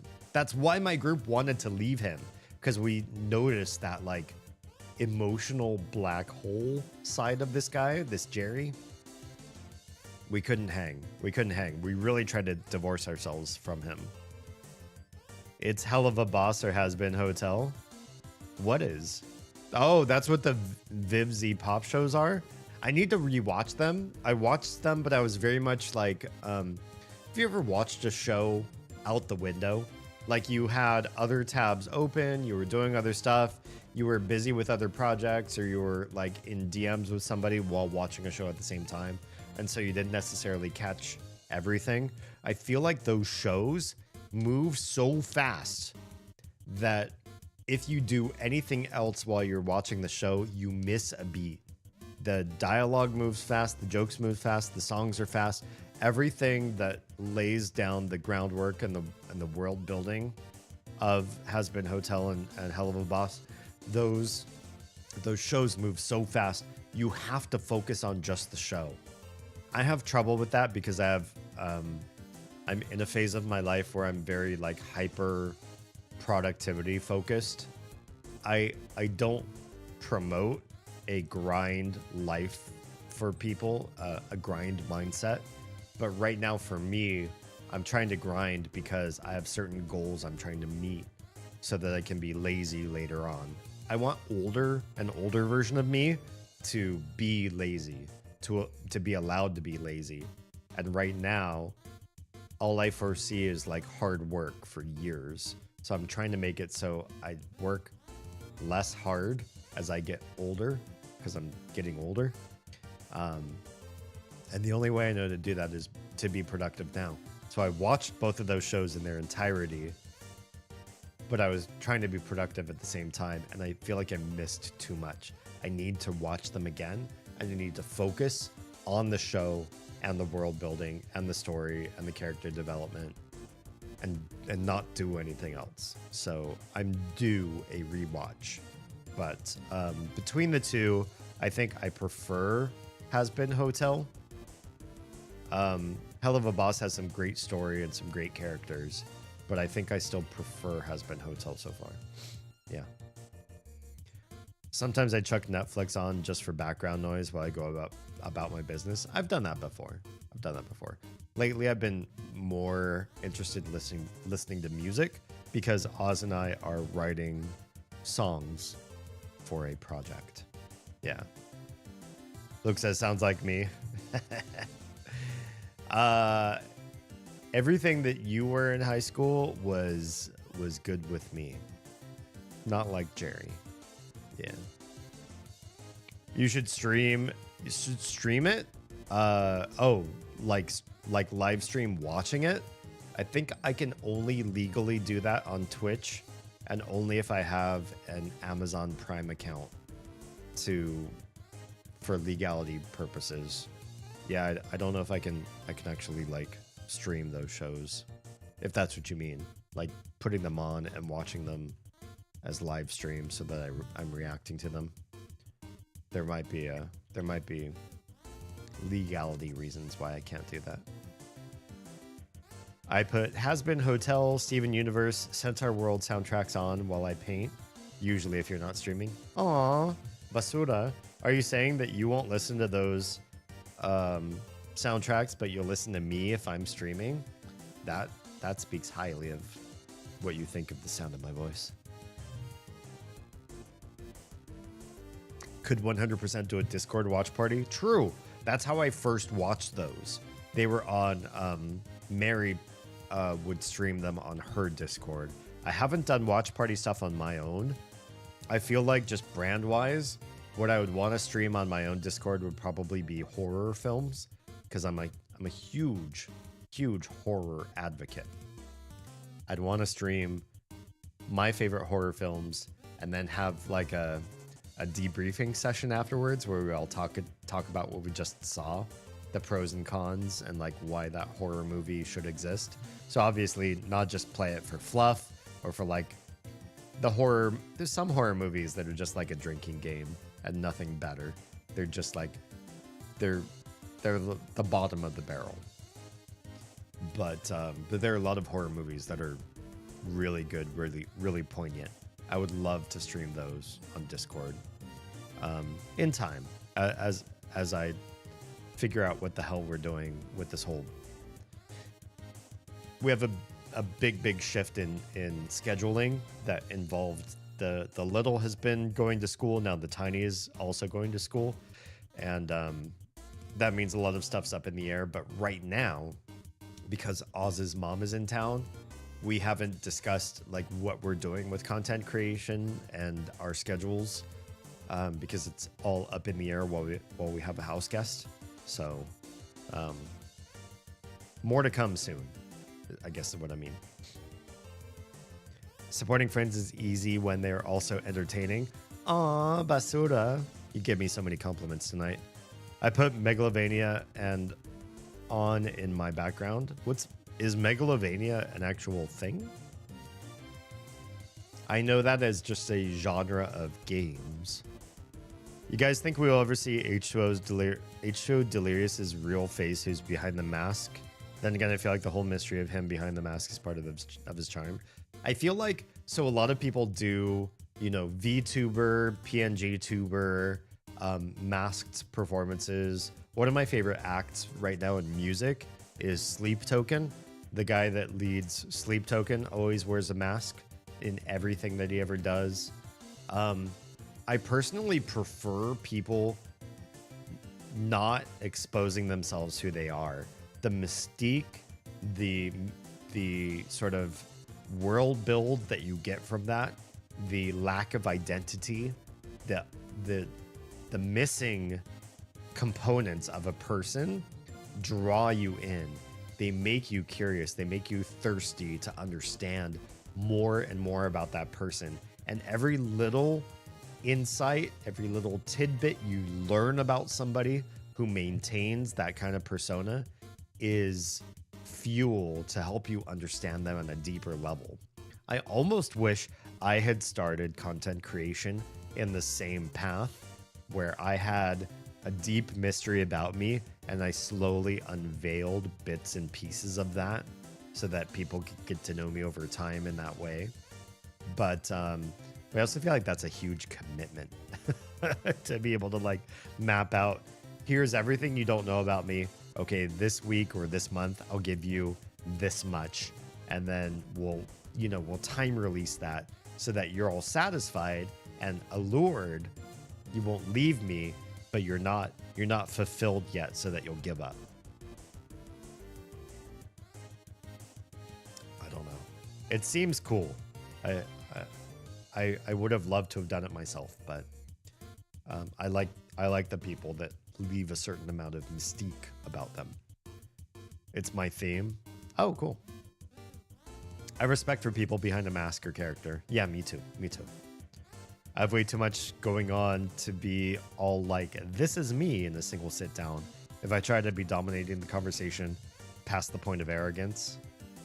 Yeah, I feel like I couldn't do I did a lore stream once as a thank you for hitting a certain milestone. We reached partnership with YouTube for the second time in my YouTube career, and I did a lore stream. But I feel like that lore stream, it's hard to just talk about oneself for so long. Just me the whole time. And two, I felt because it was like live on the internet and saved as a VOD forever, that I edited my life very heavily. So maybe one day I'll do like a Discord exclusive where I go back over the lore stream and I fill in the gaps and give people like a better understanding of who I really am without all that editing. But it's not going to be saved as a VOD. There are things about my life I don't want permanently on the internet, or I need to vet the audience before I admit certain things. Yeah. So for that, I apologize. Lore was not as big of a dump as to who I am as I wished it could have been. Yeah.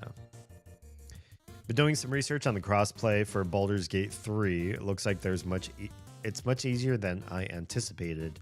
Even if mods are added, you don't have to go searching. It doesn't automatically. I don't know what that means, but sounds like it's going to be easier than you thought. That's good. A lore stream makes sense. We're here to see you as a chatter, though. Yeah, I feel like I want to do like a really vulnerable lore stream in my near future, and maybe even pull up the YouTube lore stream and go over the points that I like skipped or edited, because I had notes on what I would say, and I'd get to a certain point and I'm like, shit, this is going to be preserved on YouTube forever. I'm not going to say this. So I edited down so much from my original intent on that stream. And in fact, lore actually lasted 2 days because I didn't get through it all in one stream. But I don't want it saved as a VOD. That's the big thing. It's real easy. Only annoying bit is PC players have more mods and need to downgrade some. Why do they need to downgrade? Wahaj, hello and welcome. Sorry, I usually don't call out lurkers, but I'm excited to see that particular lurker. I'm a fellow YouTuber with what's 5-4? Did you mean 504 subs? Been making vids since early December. Awesome.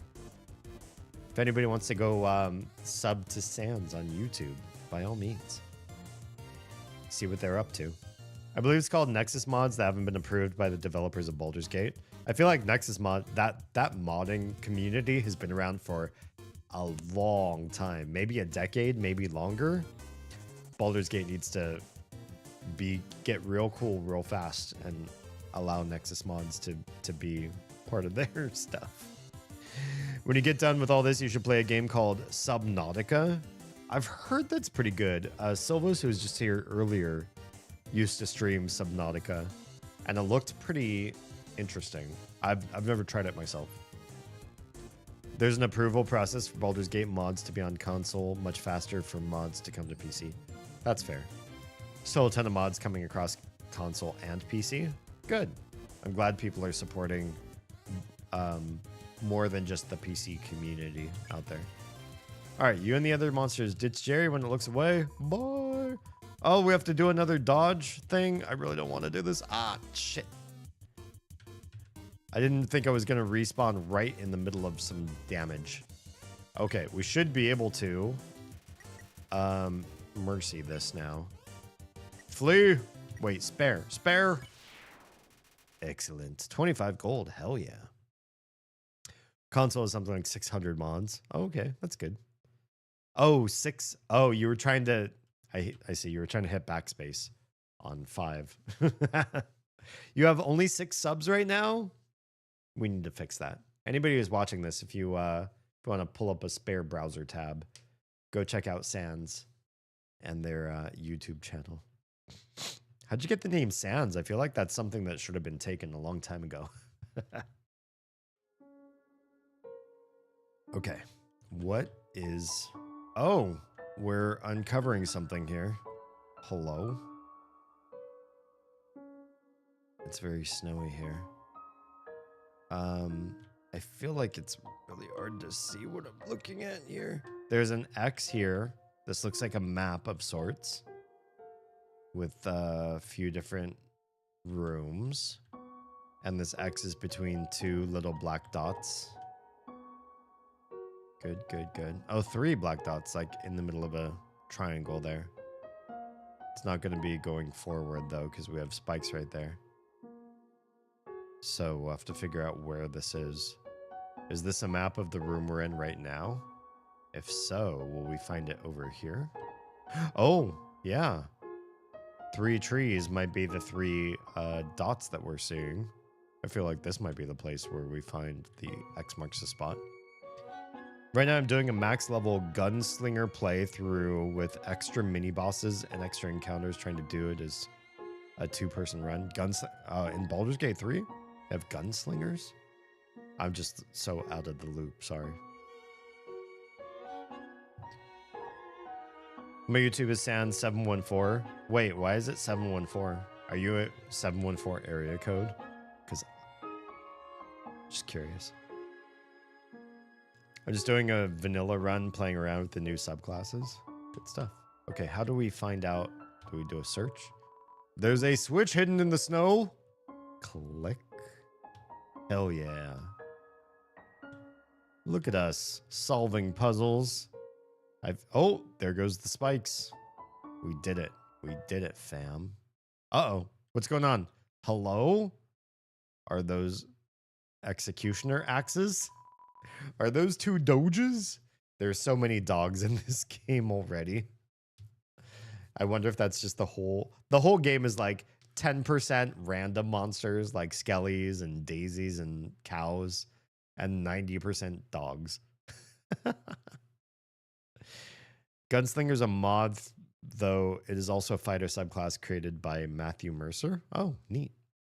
It made you put the numbers? Oh, because there's other Sanses on YouTube, probably. I'm having too much fun with Swarm Keeper Ranger. Exciting stuff. What's that smell? Where's that smell? If you're a smell, identify your smell. That's cute. Oh, here they go.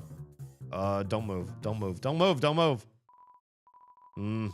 Here's that weird smell. Path of the Giant Barbarian is really fun. Involves throwing weapons and enemies around. That sounds fun. It makes me want to eliminate. Wait, does eliminate mean kill a person, or does eliminate mean go take a pee? Why do I think like eliminate means pee? Does it? In my brain, that verb can mean go take a bathroom break, but I don't know why that is. 100% going to do a giant barbarian druid when I level up enough. Oh, evacuate. Yeah, evacuate. It's probably different than eliminate. Eliminate you. Uh-oh. Here we go. Doji assault you. Hi. It looks like a... Oh, they look like they're in love. There's a little heart. When they boop the snoot, a little heart comes up. Want to see how big I can make the owlbear wild shape? Yikes. All right. Dogami and Dogaressa. Those are interesting names. Is there any new games that you look forward to playing? If so, which ones would they be? I haven't seen a lot on the horizon that I personally am super stoked to play. I like scary games, but I feel like a lot of game developers that work in horror do the same boring bullshit that I see in a million other games. It's like always limited resources, cat and mouse, you're a one-hit kill, and the enemy is gonna, if they see you, they can immediately kill you. Or the opposite, you have weapons and then you're a badass, and then the enemies are just like, you shoot them and then they all die, which is also not horrific if you can kill them. I'm not sure what I'm looking forward to. Yeah. Personally, I like multiplayer games, and I like games with a lot of a dark, spooky vibe. And I feel like the combination of playing with people and playing scary doesn't match up, because when you play with other people, it lightens the mood. When you play solo games, I feel like a lot of scary games fall short of being really scary. They just make you either too weak or too strong. I don't know what I'm looking for. I don't know what I'm excited about. I'm highly influenceable right now. Not influential. You can influence me very well right now. To be fair, D, you were warned about the dogs. Oh yeah. Let's go for Dogami first. Dogami. Oh, I didn't want to fight you. I don't want to fight you. Shit. Number 2, Nuzzle Champs 98. Oh god, oh wait, there's blue. If you don't, if you don't move in the blue, you're fine. The dogs are practicing for the next couples contest. I love that. We need act. I'm most likely gonna be getting you Baldur's Gate. Oh, how dare you? That sounds nice. Check, re-sniff, pet, roll around. Can we roll around? You roll around in the dirt and snow. You smell like a weird puppy. Is that good? I'd love to see D play Baldur's Gate. Really? Is that a general consensus with everybody? Of course we were second. Why were you second? Oh. Don't move through the blue and you'll be fine. Oh my god. Dogs may want to re-smell you. Yeah? Can we re-sniff them? Dogs sniff you again. After rolling in the dirt, you smell all right. Hey, what smells like a... Are you actually a little puppy? I am a little puppy. Ow, ow. Oh. The dogs think that you may be a lost puppy. Well, I am. Are you... Why aren't we happy yet? Re-sniff me. You re-sniff me too.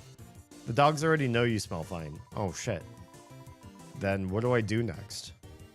Oh, God. Oh, God. What is this? Oh. Ah, those are axes. What the... Why the big axes then? Why do I hurt so bad? Can we pet them? Let's pet them. You should try Fallout. So I haven't played the old Fallouts, the top downs, but I've played Fallout 3 and Fallout 4 pretty extensively. 3, I played many hours on one playthrough, and then I started on a second one that I quit after like 2 hours because I thought I could play the game as evil, and it turns out my conscience wouldn't let me. So I gave up. Fallout 4, I beat the game and then continued to play, trying to build like the best base ever. And I spent way too much time doing that. Way too much time. But I'd love to play more. I've never played New Vegas, and a lot of people love the crap out of New Vegas. So I'd love to stream that, I think, in my future. I love to watch you play Baldur's Gate 3. There are a lot of situations with heavy moral implication to them that would suit the discourse aspect of your stream. Oh, I like that. Anything where we can do deep dives. I appreciate that. Okay, we're petting Dogamy. Wow, pet by another pup. Well, don't leave me out. Okay, we won't. I promise. Oh God. How do you even dodge those?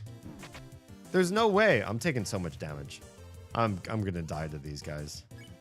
Can we do we have anything that will have a wonderful day? We recovered 15 hit points. Thank God. Take my wife's. Please. Don't actually. Oh God, not the freaking blades again. Oh my God. We still took damage. Damn it. Okay, let's do a pet on Doggeressa. I don't know how to dodge, how to not take damage from the axe part. I'm doing speech to text. Yeah, I can tell. Believe me, everyone can tell. ESO has a ton of those too. Oh, that's cool. Oh, sorry, I'm skipping a lot. I feel like you'd enjoy Baldur's Gate, especially with how much you can talk your way out of trouble. That's me. When I played Fallout 3, I played Fallout 3 like a bard. I got massive social skills, and I ignored almost every combat skill. I just stealthed my way through the game, and then speech checked my way through almost every encounter. I made friends with like everybody. I played a very pacifist version of Fallout 3, and it did really well. The game lends itself to people who are not trying to fight. I still ended up, shooting some people, but I was impressed with how much of the game you could play, not just shooting and exploding everything all the time. Yeah. Baldur's Gate also has the ability to stop and talk at any point in the game, even during combat. That's cool. Guys, Fallout genocide route? I don't know what that means. Baldur's Gate tends to reward creative solutions. Oh, I like that. Be it in good loot or funny dialogue. If I can dialogue my way through stuff, then I'm in a good game. All right. What if we pet Doggeressa then too? A dog that pets dogs. Amazing. What about me? I already pet you. Oh God. Ooh. There we go. There's the secret. The dogs' minds have been expanded. Yes, they're both good. They're both good. Mercy these folks. Mercy these kind doggos that also stabbed me a bunch. I literally just dialogued my way through something, though. Better if it went back and just killed them. God, your text-to-speech sucks. I'm not quite sure what any of that meant. I think in my first playthrough, I talked my way out of 7 boss fights. Nice. Baldur's Gate 3 actually lets you use human logic, not game logic. It's so fun to do shit in a way that you swear won't work, then it does. I really appreciate that. There's some older games that have some of that, but I feel like it's much more of a newer game idea for them to... It must be like a game tester thing, right? You set out your QA people on the game. You say, try everything, and anything that ends up at a dead end will develop into a different dialogue tree, a different conditional path for you. We'll make that stuff happen. That stuff is really cool. In older games, I feel like it was pretty rare when you saw a cool outcome like that. When you did, it was really refreshing, but in modern games, they do a little bit better at making you feel like you're not just closed in on the experience.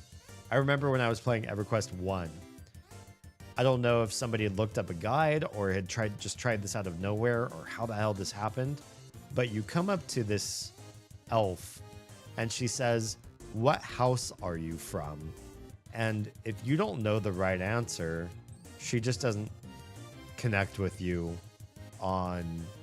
It looks like she's looking for a quest, you know. If you tell her what house you're from and it's the right house, she'll continue on the dialogue the way you want it to. But in EverQuest, there's no like you choose from a bank of answers. You have to actually type a response. So you'd have to know the name of the house she's looking for to start this quest. But I swear, I was there and I saw another player answer, "I'm from the House of Pancakes." I have a feeling they had to have looked up a guide or something to know to say that. But they said that. And when they said, "I'm from the House of Pancakes," she said, "You look like you ate a house of pancakes," in response. And it was just, it didn't progress the quest, but it was very clever that they added that in. So if you said House of Pancakes, she'd respond to your I don't know. Stuff like that, where it looks like the developers are actually engaged in the community in some way, and they care about how you interact with the game well outside of the one path they want you to do. Yeah.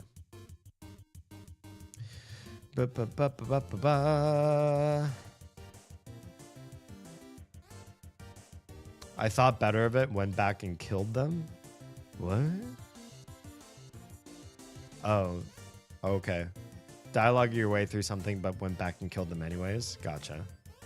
Genocide is the route in Undertale when you kill everyone and fight me. I'm probably not going to do that one. That's for sure. You also get all the experience from fights you avoid via dialogue. Oh, that's cool. I appreciate that.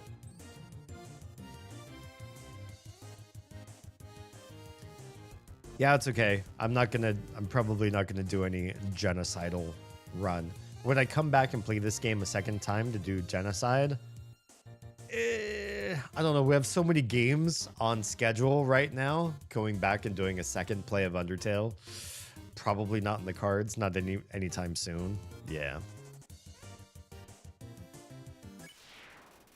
40 gold. Thanks, doggos.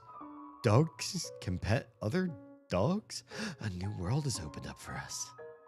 Thanks, weird puppy. Oh, you're so welcome. Thanks for hurting me a lot in that combat. That hurt quite a bit before I figured out what the heck to do to not get hurt. You're probably gonna need to do a second playthrough because you avoided what I wanted to tell you. Gotcha. I think I know what it is that I did wrong that would require a second playthrough. We'll see. We'll see. I'm gonna go through this playthrough and we'll see how it all works out. Turn every X into an O, then press the switch. Okay. Well, this is maybe easy. Oh, I did it. How about you? Oh, I did it. I see Papyrus. Shmendrick, hello and welcome. You didn't do anything wrong. This game is about your experience. Ignore everyone and do what you feel and want. Thank you. I appreciate that. I have heard that this community can be prescriptive, i.e., they watch you play Undertale and they tell you this is how Undertale needs to be played. You need to play it this way to play the game. But really, a game is made to be played how you discover it, right? My choices might be different than everybody else's, and especially being completely agnostic to the game, I might make suboptimal choices. That's okay. I'm comfortable with that. La Caja de Latam. Hello and welcome. Why Americans don't play chess? I play chess. I'm teaching my kids how to play chess. Because they don't have the two towers. Ah, got him. Got him. It's true. It's true. Although I think there's still two towers. They're just made of light now, I guess. Sadly, a lot of Undertale fans don't get that and just want to direct people to what they consider the best ending. Thank you for the lurk, Jam. You heading out for the night? It is late in some time zones. Thank you for being here, Jam. Appreciate your face. You know, Jam, I actually watched the stream where I met you for the first time because I'm looking at old streams to find like good clips to make, and it was fun. I was like, oh, where there's the the night where we met Jam for the first time. It's good times. Anyway, have a good night. It's out of love, but they must misunderstand the game. True. If the game has multiple endings and I stumble upon one of those endings, that was the ending I was intended to see based on the type of play style that I have. If it's not the best ending, that's fine. That means that ending, the best ending, was not the one that I was intended to see based on the way I like to play games. Yeah. And if there's stuff I should know to get to the best ending, if the game designers made the game in such a way that I wouldn't naturally find that stuff myself, that was purposeful too. So if I found the best ending because you all guided me away from the way I would naturally play the game, we're already in a bad territory. Yeah, because you're guiding me away from my natural experience. Yeah, I think you have it right. I appreciate that, Schmender. Thanks. Being suboptimal is half the fun. I agree. I would rather see the bad ending on the game than be guided away from the way I would naturally play a game, just so that I could see the best ending. Is your name a reference to The Last Unicorn? Oh, right, Schmendrick. The wizard from that game, right? Of the game, from that movie, right? The powerful wizard summons Robin Hood and his lackeys. I forgot about that. True.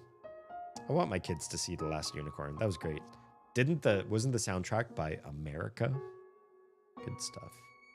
I will say I don't think you can get the pacifist ending on your first playthrough. At least that's what I've been told. That's okay. This game is quite well designed. Indeed, it naturally guides you toward different things. I would say the game is it makes me feel like I'm doing a certain thing a certain way, but then it keeps throwing curveballs at me. So whatever sort of ending I'm moving toward, I'm definitely not getting there pure, making a lot of mistakes along the way, and that's okay. Okay, we cleared the spikes. What? How did you avoid my trap? And more importantly, is there any left for me? Traps? What do you tell Papyrus about his spaghetti? Oh, is that what he's asking about? The spaghetti? I left it, let's be honest. Let's not lie. The fact is, it was frozen solid. Really? Wowie. You resisted the flavor of my home-cooked pasta? Just so you could share it with me? Fret not, human. I, Master Chef Papyrus, will make you all the pasta you could ever want. Yeah.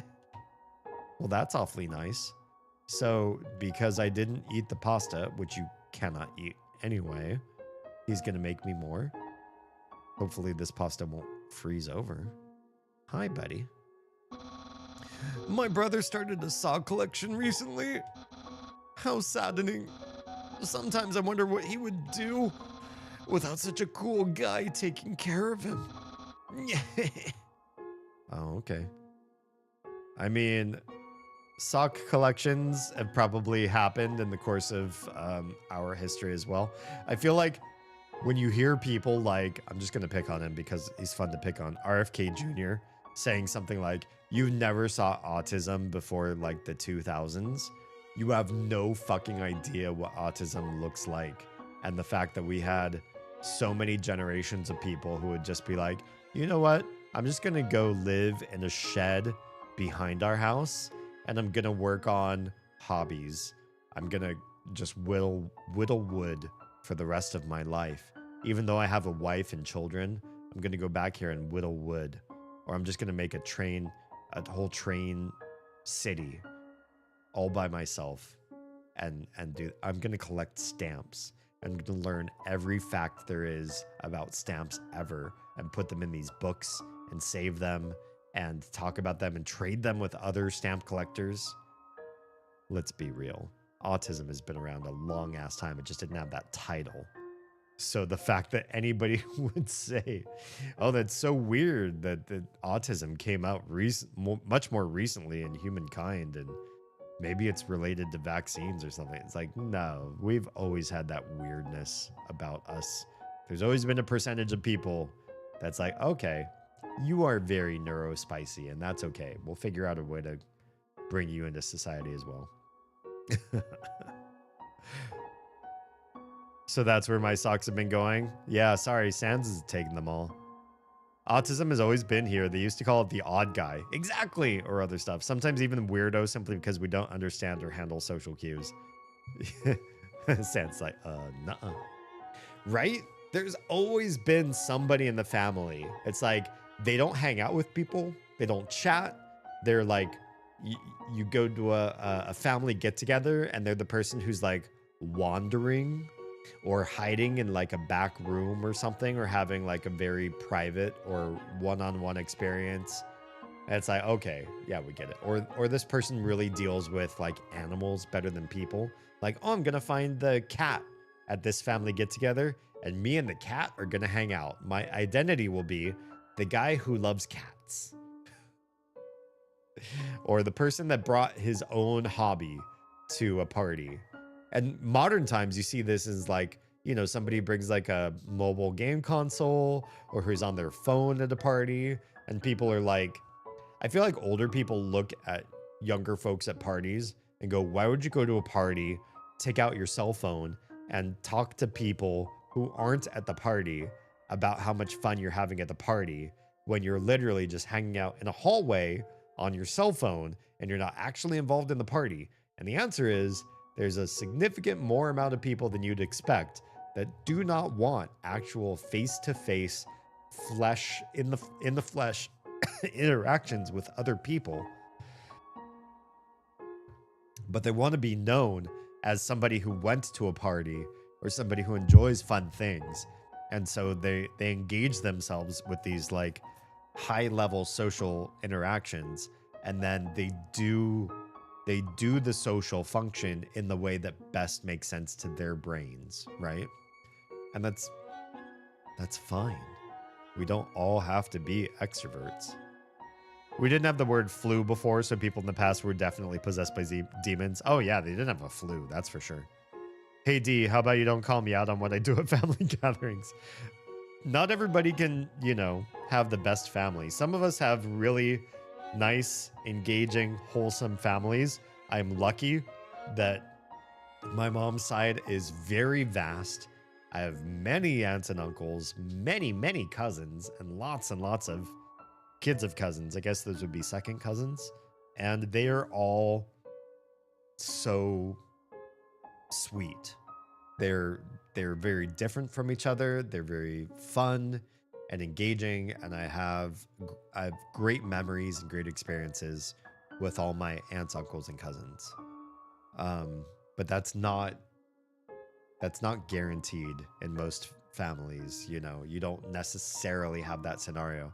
In which case, if you do come to holidays and you happen to be on your phone or in a corner or with a pet, maybe that's the best experience you could have. There's nothing wrong with that. I'm 40 and I only realized I'm in the spectrum in the last couple of years. Interesting. A nephew is autistic too, and I've been reading a lot about it. Sometimes it does take somebody else calling forth like what the lifestyle and paradigm on the world is like for you to sort of see it, right? Some things you need to see through the lens of a different person first, I would say. Yeah, it's hard to spot, right? Either stay in the corner or pull somebody aside to play billiards. Nice, that's good. It's easy not to have a bad time at family get-togethers when you just don't go. I guess so. I like engaging my family if I could afford California and be around my family all the time. I would have preferred that. The reasons why we're here are complex, but I do miss being in Southern California to be close to family. Papyrus, what are we having for dinner? Papyrus, your pet rock. What? How dare they? Sans, no. Gotta say, we made a ton of progress in these 2 hours. Shut up. These streams are for us, not for the game. It's for what you gather from being part of this community. Right? Right? Human. How do I say this? You were taking a long time to arrive, so I decided to improve this puzzle by arranging the snow to look more like my face. Unfortunately, the snow froze to the ground. Now the solution is different, and as usual, my lazy brother is nowhere around. I suppose what I'm saying is, worry not, human. I, the Great Papyrus, will solve this conundrum, then we can both proceed. Meanwhile, feel free to solve the puzzle. Try the puzzle yourself. I'll try not to give away the answer. Oh, well, thank you. Does it look like his face? I don't feel like it does. Maybe a little bit. Doesn't stop me from having a laugh, though. I've been called out so many times for not actually playing the game and for just engaging with you all. But here's the thing. If you all got pissed off enough, you would say, stop talking to us and play the game. Or somebody in chat would stop chatting. Or all of you would stop chatting. And then the game would go forward. And here's the other thing. This game is old, right? You could just go watch a Let's Play. You could watch a non-narrated version of somebody just going through this game. You're not here for that. I'm not here for that. I don't want to just hunker down and play a game alone without talking to you guys. Oh, Twitch ads. Okay. Even better time for me to stop and chat people up. Because some of you are behind an ad wall right now. I gather we're really good at getting sidetracked. I would argue that the game is the sidetrack and our conversations, our community build is the reason why we're really here. So the game is the sidetrack. I love my family, but some of my sibs are the type that love to drudge up ancient, embarrassing stories when we get together. I don't feel like that's necessarily a bad thing, which to me is a bit trying. That's pretty much my only gripe.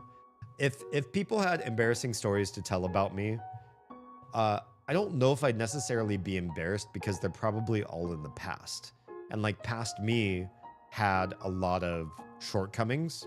If somebody said, oh yeah, you were really arrogant when you were younger, you were really egotistical, you're really self-centered, you were really zealous, you didn't care for other people in a good way, I'd be like, yeah, yes, I agree. I was cringe. But most people are. Most people are more cringy when they're younger and figure it out later on if they continue to grow.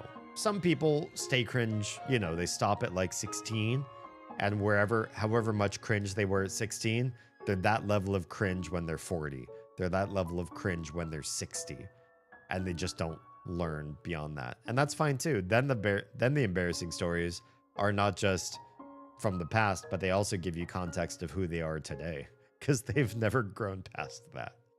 I don't think embarrassing stories are necessarily bad. As long as they're in the past and they're long since past, they're really just informational at that point. Undertale is a bit slow in this bit. Pappy really takes his time. Oh, gotcha. He's being slow with me, playing the slow play. Papyrus is just adorable. I feel bad for him. I feel like Sans is the guy that's kind of like dialed in and he's just looking out for his derpy brother who's completely clueless as to what's really going on. Yeah. We did spend an hour staring at frozen spaghetti. How dare you, Toady? How dare you? That's just how this stream goes. It was fascinating. True, it was. Great.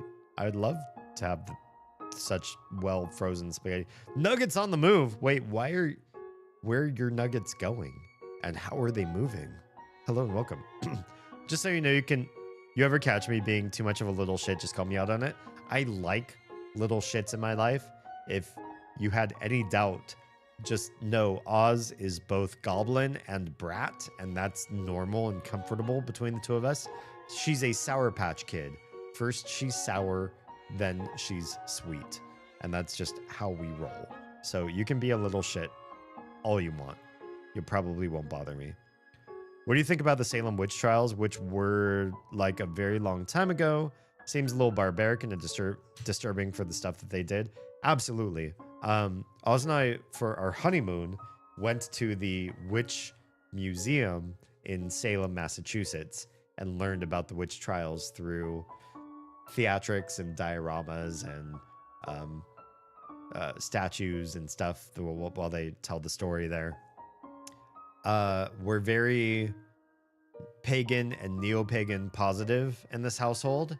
And it's crazy the things that organized religion has stepped in to do against people in order to try to create a conformity.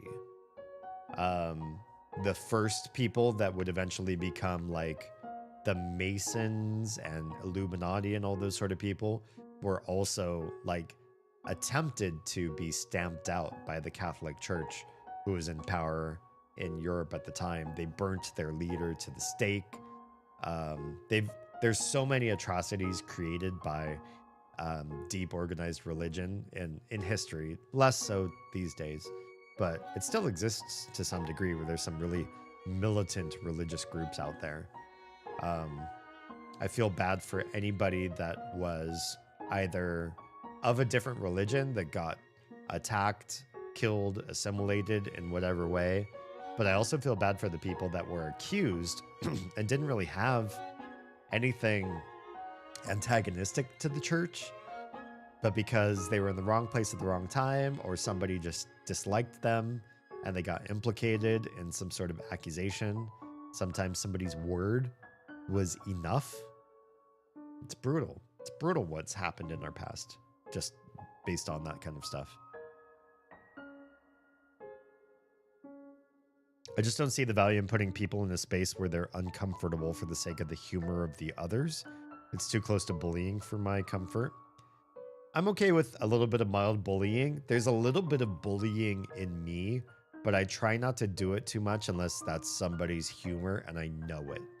So if that's the way somebody likes to play, then I like to pick on them and tease them a little bit. But if that hasn't been established, I don't naturally act sarcastic, biting, or teasing with people regularly. Our kids know very little of teasing behavior. Oz teases them a little bit. I don't tease them at all. I don't poke fun. I don't mess with them. I generally am very genuine with our kids because I feel like American sarcasm is a little bit too thick and it creates an anti-global culture. Because once you start getting to know people from other countries and other cultures, you realize that sarcasm is really not that prevalent in most of the world. And it makes Americans look kind of weird. Like, why make somebody awkward? Why say untrue things all the time to try to make a joke? It seems really... Once you try to explain sarcasm to somebody who comes from a culture that does not have sarcasm, you realize in the explanation how, like, bitter, jaded, and kind of mean it is to be a sarcastic person all the time. So I don't do it that often, especially not with the kids. Pappy is my second favorite character. I don't know that character yet. Brat and Goblin, that's what we call a boblin. Sounds about right. I'm glad they got rid of the witches. How dare you, Stuart? My family is basically witches. Which witches? Which witches? Wait, you're also in Twitch? Sans, you're everywhere. My favorite chase when it comes to a story is probably Joan of Arc. She cares so much for her people and her religion, but in the end, they betrayed her and killed her, burning her alive. Yeah, that's a hefty story. I feel like she was so bought into the religion, but she was disparate from what people expected. And so they felt like because she didn't conform, they couldn't manage her. And if you can't manage somebody, at least in the olden days, you had to do something else with that person. They did what they knew to do. Sans, I appreciate you watching me on every platform you can find me on. Chances are, if you know a streaming platform, I'm also live streaming there. Because we also live stream on Twitch, on YouTube, on Instagram, on Kick, and on Trovo, all at the same time. Oh, that's Papyrus. Duh. What if they switched witches? How would we know which a witch switched unless there was a snitch? Aren't you guys cute? Cute. Okay. How do we make all of these a circle? We go through here and then through there. Nope. Can't do it that way.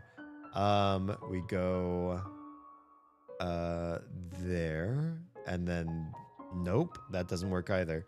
We go across there. No, that won't work either. We go up, over. Nope, that wouldn't work either. There's a place right in the center of. Oh, hi. He's like moving closer to me. There's a centerpiece that I feel like I have to cross twice, almost no matter what. So how do we? Oh, hang on. Maybe not. Maybe not. Maybe not. Oh yeah, you still have to cross that one.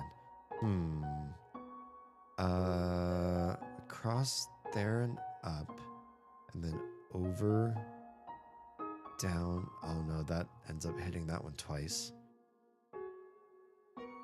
How do we make that one just a one touch? There's one I cannot see as a one touch. So wait. Oh no, that doesn't work either. Damn. We go over, up. Damn. No. I'm adorable. Toady, you are a little bit adorable. I agree. I'm going to go for tonight. Thank you for popping in. Please, I encourage you to follow, sub, do the whole shebang so that you find me later on. I can't save the game right now, but I will do that as soon as I can.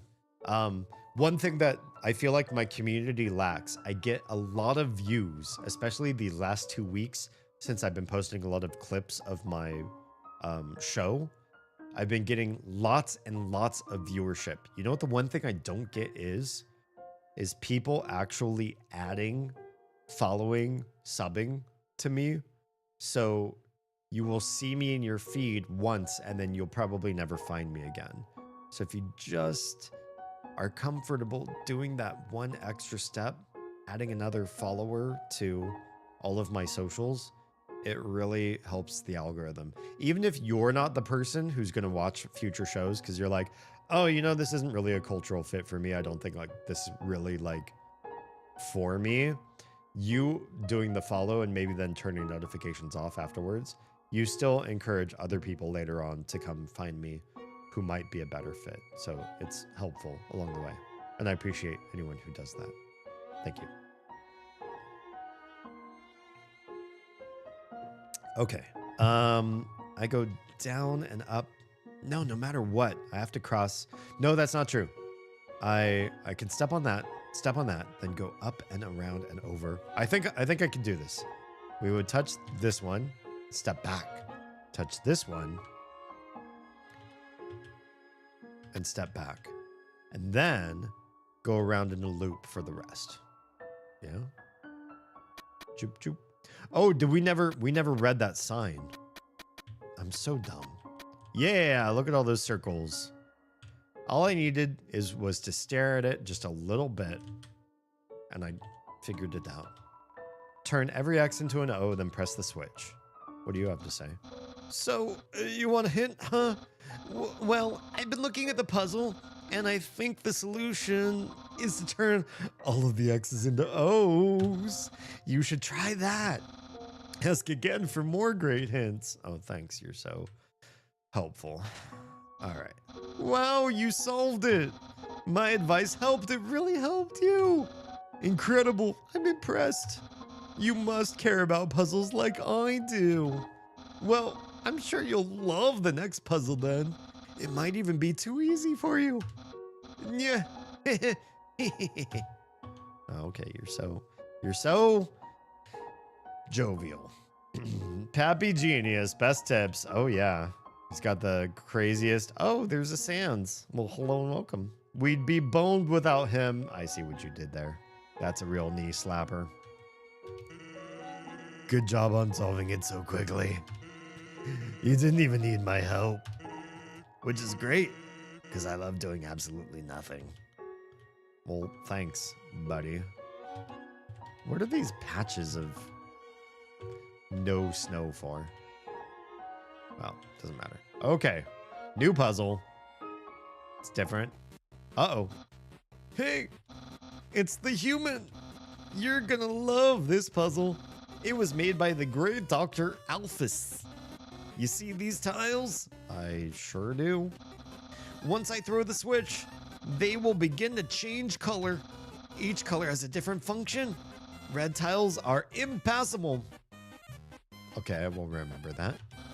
You cannot walk on them. Gotcha. Yellow tiles are electric. They will electrocute you. So probably don't walk on them. What the heck? I can't say anything on YouTube no more. What happened with YouTube?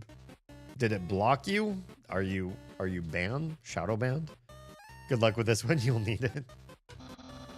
Green tiles are alarm tiles. If you step on them, you'll have to fight a monster. Oh, that's okay. Orange tiles are orange scented. Oh, I like that. They will make you smell delicious. Blue tiles are water tiles. Swim through if you like, but what? If you smell like oranges, the piranhas will bite you. Okay. Don't touch blue after orange. Got it. Also, if a blue tile is next to a yellow tile, the water will zap you. Okay. Purple tiles are slippery. You'll slide to the next tile. However, the slippery soap smells like lemons, which piranhas do not like. What the? Oh, this guy is like every D&D and board game player I've met. You want to play a new board game? I know this new board game. It's like Settlers of Catan and Betrayal on the House on the Hill. Wait, what is that game called? Betrayal. But it also has like an economy side game where you have these other cards and you have this slider and you have this other resource that you use these little red gem pieces for. And we're going to take 30 minutes to understand the macro economy of the side game so that you can play the actual game itself. It's like, fuck.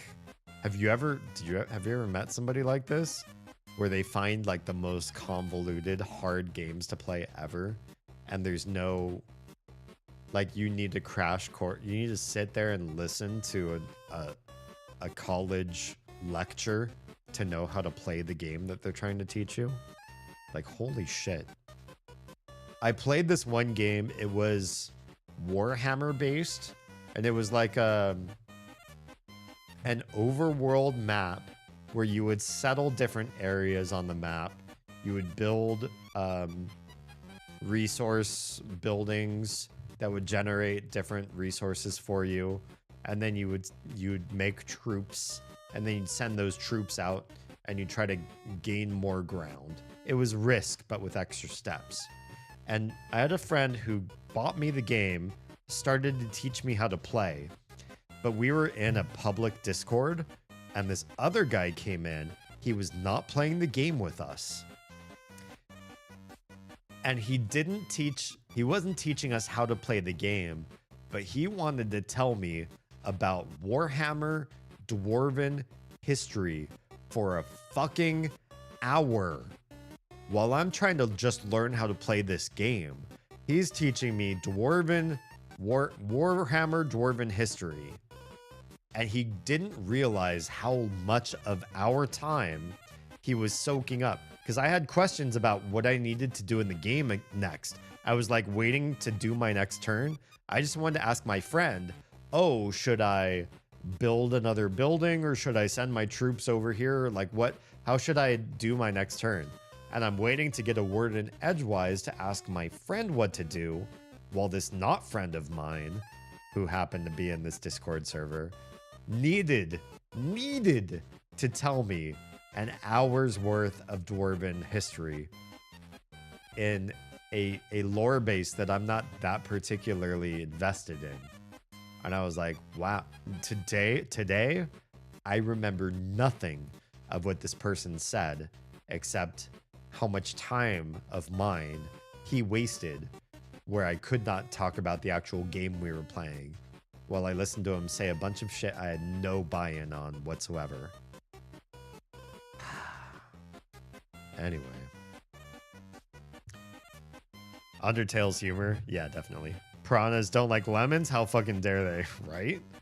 If this is good advice, you can skip dialogue. Oh, I know I can skip it. I'm okay not skipping.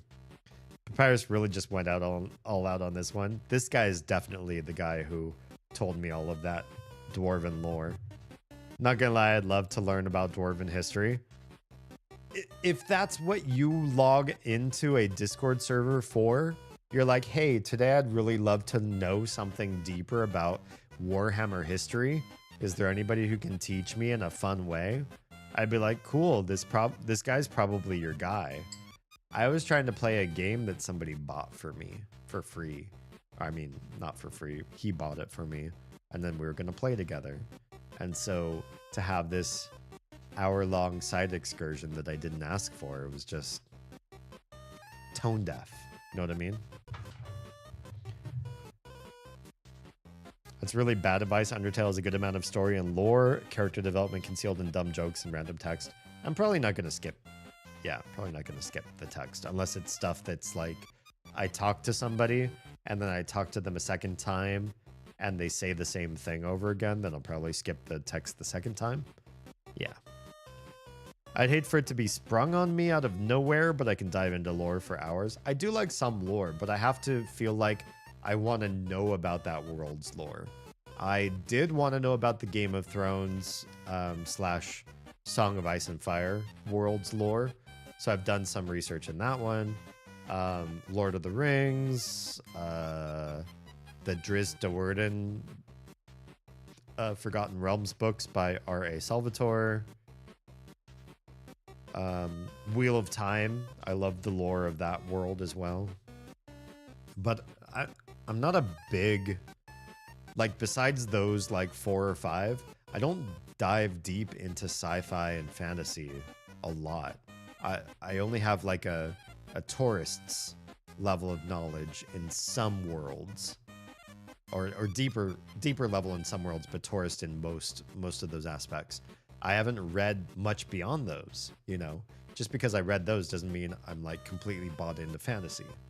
Out of all the sci-fi I've read, which is only like 2 or 3 books, I haven't been inspired to go out and buy and sit and read lots more sci-fi as a result. My most read genre, personally, is like postmodernist surrealism.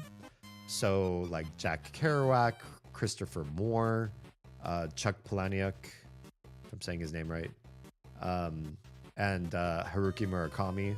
So books more like that. So I don't know if anybody in my community that I've built so far has that proclivity, but that's like where my reading sort of comes from. It's not nearly as much from like a sci-fi or fantasy sort of world. Undertale's mostly a story game. Yeah, I wouldn't want to skip the dialogue for that reason. Warhammer lore is something I touch on every so often, slowed down after I learned about the sex elves. Oh my. I think you'll enjoy this game's lore. It's not as random, dumb, jokey as it portrays to be. I figure, like the Mother games, it feels zany until the story coheres and gives you an understanding of what's going on. Because especially Mother 3 felt so random, and then when you got the big like lore dump from Leader, I feel like everything made cohesive sense, but they wanted you to feel confused for a while, and that was part of it. If he does want to, I just told him, that's all I'm saying. Yeah, you're good. You're good. Bye. See you tomorrow, dude. If you stream, and not, I'll watch your videos. Thank you so much. I will be here for another hour and a half or so live streaming. All my videos are on YouTube under the live tab. You can also find them under the playlists tab, because everything in Undertale I have saved under the Mother/Earthbound franchise tab. Knowing, sorry, that playlist, knowing that Undertale was sort of heavily inspired by Mother, I put it in that same playlist. So you can watch me play Mothers 1 through 3, and then Undertale goes into that same playlist there too. So if you ever have to miss a particular stream, you can catch everything archived on YouTube, for sure. Thank you for popping in. Appreciate you. Something, Planet of Elves got a bit messy and made a god. Okay. Toby, the maker, was super inspired by the Mother games. He made a ROM hack for Earthbound. Yeah, we were talking about that before. He made a couple different games before Undertale, right? One was like a Halloween adventure or something like that, and I forget what the other one was. But yeah, I probably won't play them, but it's nice to know this guy was like, basically what we're doing right now with this time zone, this stream is playing Mother inspired games now that we've finished the actual Mother franchise. So after Undertale, we also have Omori and the kindergarten games, basically games that look to Mother as their big inspiration. Yeah. Okay. Purple and blue are okay. Finally, pink tiles. Oh God. They don't do anything. Step on them all you like. How was that? Understand? Sure. Of course I do. Great, then there's one last thing. This puzzle is entirely random. That's okay. When I pull this switch, it will make a puzzle that has never been seen before. Not even I will know the solution. Yeah, get ready. Oh, here we go. Do I get to see the colors? Or, oh my, it's just going. It's just going. Okay. Can we? Oh. Oh. Okay, bye. Just spun away.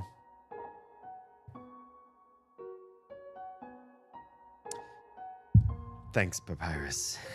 Thanks, Papyrus. Did you forget what he was telling you before? I learned that. I remember everything. That was a lot of rules. I hope you remember them. I might remember half of them. You're so lucky. Told you you needed luck. Oh yeah, I've got so much luck. This looks like an identity flag of some sort, but I don't remember seeing red, pink, red. But this feels like it should be on somebody's wall. All that learning the rules for nothing. You don't know that. It might come up later. This always makes me happy. So when he got to this puzzle, I knew it was going to happen and acted like it needed Teresa's help remembering all the rules. So he spent about 5 minutes writing them down only to have this happen. You're such a troll. You're such a troll. Hey, buddy. Actually, that spaghetti from earlier, it wasn't too bad for my brother. Since he started cooking lessons, he's been really improving a lot. I bet if he keeps it up, next year he'll even make something edible. Oh, I'm glad it was frozen then. Can we hit the randomizer? The machine isn't working. Oh, okay. Well, terrific. Is that another Doge? That looks like a Doge. Doge? Hi, Doge.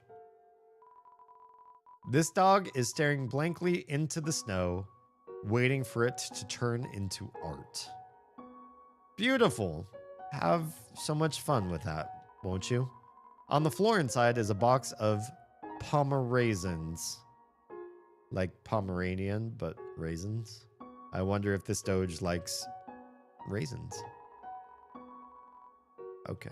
What does this sign say? Aware of dog. Not beware, just aware. Please, pet dog. We will pet the dog. Can we save first? That looks like a cow person. Knowing that dog will never give up trying to make the perfect snow dog, it fills you with determination. I feel like every time I reach a save slot, it tells me something random fills me with determination, i.e., all of my health is restored because I saw something happen. Very benign. You're not supposed to feed dogs raisins? What if we do? Okay, this dog will not. We can't pick up the raisins, and we can't feed this dog. It's all about determination. So what is it about raisins with dogs? Will they eat grapes and raisins are just like sticky or something textural that could cause them to choke or something like that? Like what's going on? If you feed dogs raisins, they die. Is there something in grapes? What's going on there? It's a toxicity thing. Oh, okay. I don't have a dog, so it's not something I need to worry about, but I'm just curious. It's like chocolate? Yeah, maybe. Is chocolate really that dangerous for dogs, or is it just like, does it make them sick? I'm just curious. Again, I don't have a pet, or a pet dog, so it's not like I have to know these things to keep my dog safe when I don't have one. It's worse than chocolate. Is that true of just grapes? Because Stuart says grapes. So raisins, grapes, just that whole, there's something in that. What do they have? I didn't figure they were a particularly toxic fruit for most animals, but maybe they are for dogs. You look like a cow person, like the person who tried to kidnap me at the beginning of the game. That dog considers itself an artist, but doesn't ever know what to create. It probably doesn't help that its brain is the size of a piece of kibble. Oh, that's rude. Small brains can still do great things. Did you know that sponges, sea sponges, have more chromosomes than humans?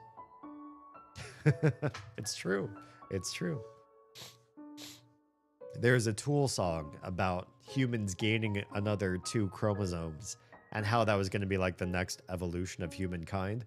They didn't come up with the idea themselves. I think James Maynard was a fan of a certain pseudoscientist that talked about the evolution of humankind being like when we were cavemen, we had 2 less chromosomes. I don't know if that's true. And that when we hit an enlightened Age of Aquarius stage, we'll have 2 extra chromosomes. There's so many creatures with way more chromosomes than we have. So I don't know, and they're lesser creatures by a long shot. So I don't know that there's any truth to that claim at all in any way. But it's weird. So to say that somebody has like a small brain doesn't necessarily mean that they're dumber. Maybe not. You don't know. Maybe big brains don't necessarily equate to more smart.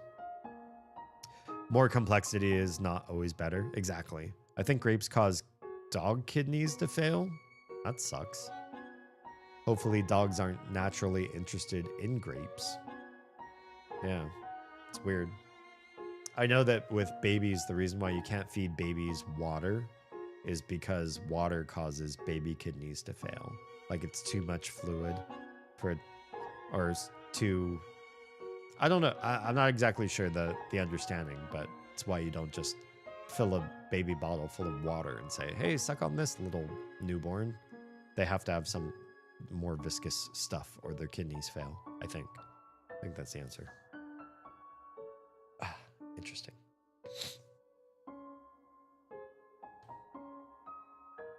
Okay, well, more circle puzzle, but I think this one is on an icy surface, which means you have to be very cautious how you slide. Can we make this happen? How do we make this happen? Slide. We're sliding. Oh, that's not good. Oh. Oh, what happened to me? Sands, says this rock. It's a lump of snow. Oh, it's snow. With the words sands written on it in red marker. And this guy, this is a sand statue because he's real buff. It's a snow papyrus. Oh, it's papyrus. So sands is just a lump and papyrus is like a Adonis level statue. Interesting. Okay, so we can't just like slide off into oblivion. That's good to know. I think I see the path, and I think it starts this way. Just shows the effort Sans is willing to put into making a statue. True. I'm that way though too. If somebody says we want you to, what's the word I'm looking for?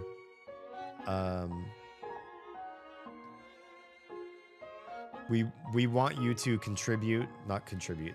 What's the word I'm looking for? To be a part of something. Collaborate's not right either. Participate, I think would probably be the best. We want you to participate in something everybody is doing. Look, everybody is making a snow statue of themselves. And these are the criteria. It needs to be as tall as you.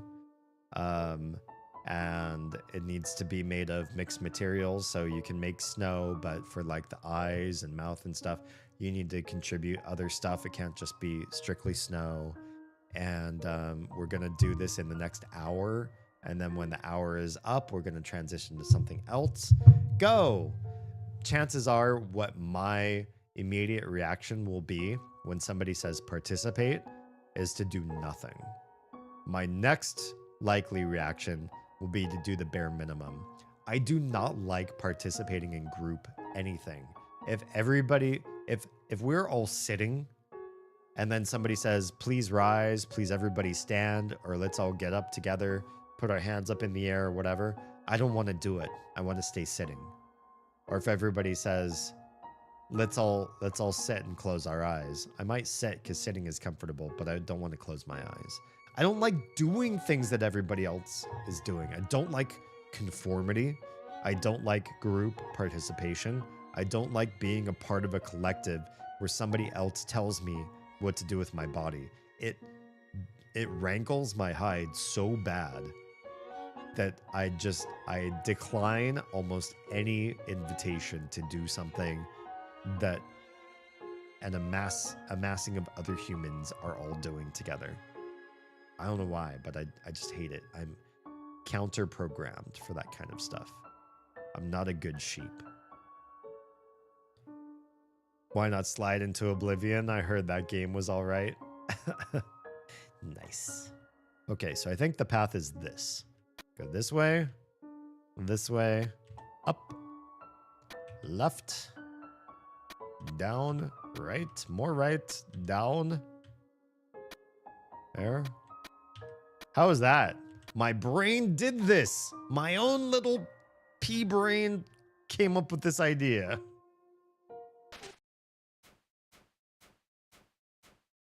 See, I'm not a bad puzzler, but there are many games like the King's Quest games and the Monkey Island games that I played through, and they make me feel so stupid.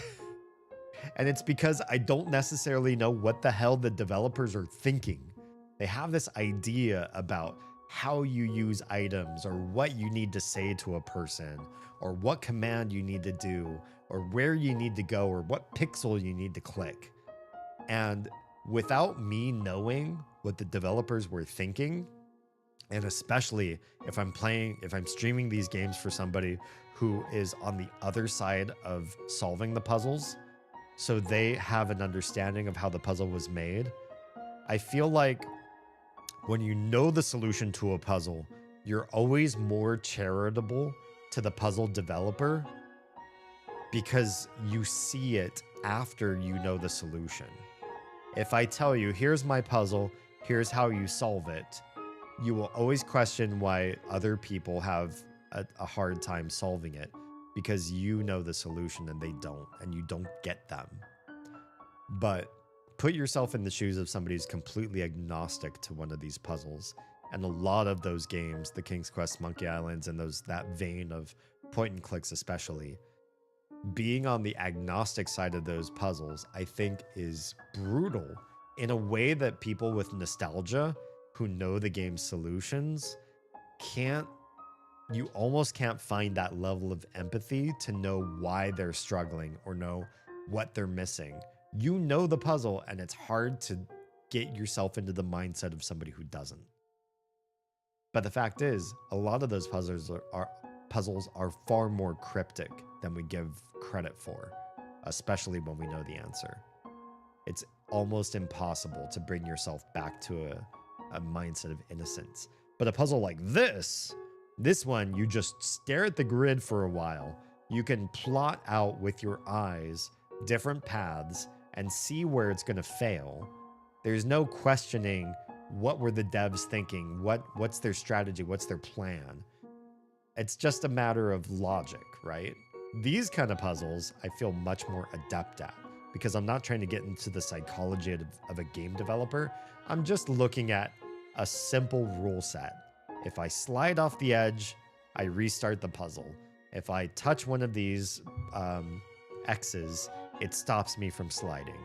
Pretty easy rules. I slid off the puzzle edge once, and then I knew what to do, and then I solved it. Yeah.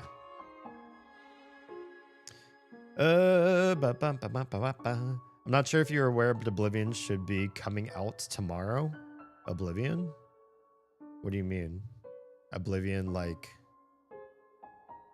the Elder Scrolls game? Isn't there an Elder Scrolls game called Oblivion? Server maintenance? What's going on there? I'm impressed how fast you solved the colors puzzle. Yeah, that one took a lot of clout. All of my brain cells. I need to take another quick AFK.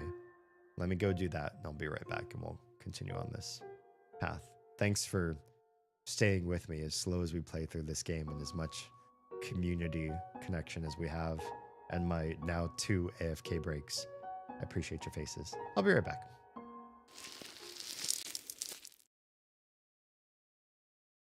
Tell us about Blood Moon Menagerie in your own words. I make shiny things. If you like shiny things and you have holes in your face, or if you don't have holes in your face, if you have a neck, I also make shinies for that. I also make shiny things if you wear glasses on your face, because especially if like you bend over and they fall off your face, or you sneeze and they come flying off your face, or you can't fucking find the things that belong on your face. I make a chain for that. Yeah, I do all the shiny things, and if you can't find a shiny thing that you normally like as far as shiny things, I make them how you like them, or whatever. Fuck you. Go away. Buy my stuff. How come hi? Can you please clip that? All right, jaw. I feel like it's a little bit broader. Oh, this is pretty good. That's pretty good. Again, we're not just going to sit here and micromanage. We just need it a little bit wider in the jaw hinge bone. Oh, Mary broke Gus. Oh, Mary. I will sign this petition. What? Jeez. Ears? I don't think ears are going to matter too much. Did I go New Yorker? I'm a New Yorker, ooh-woo. Remind me to have Gray do both his Jersey and Uwu. Yeah. Free first aid. If anybody wants it. Just behind this big tall boy. Ooh-woo. I don't see no tall boy. Oh, wide boy, ooh. If you see a wide boy at the side of the road.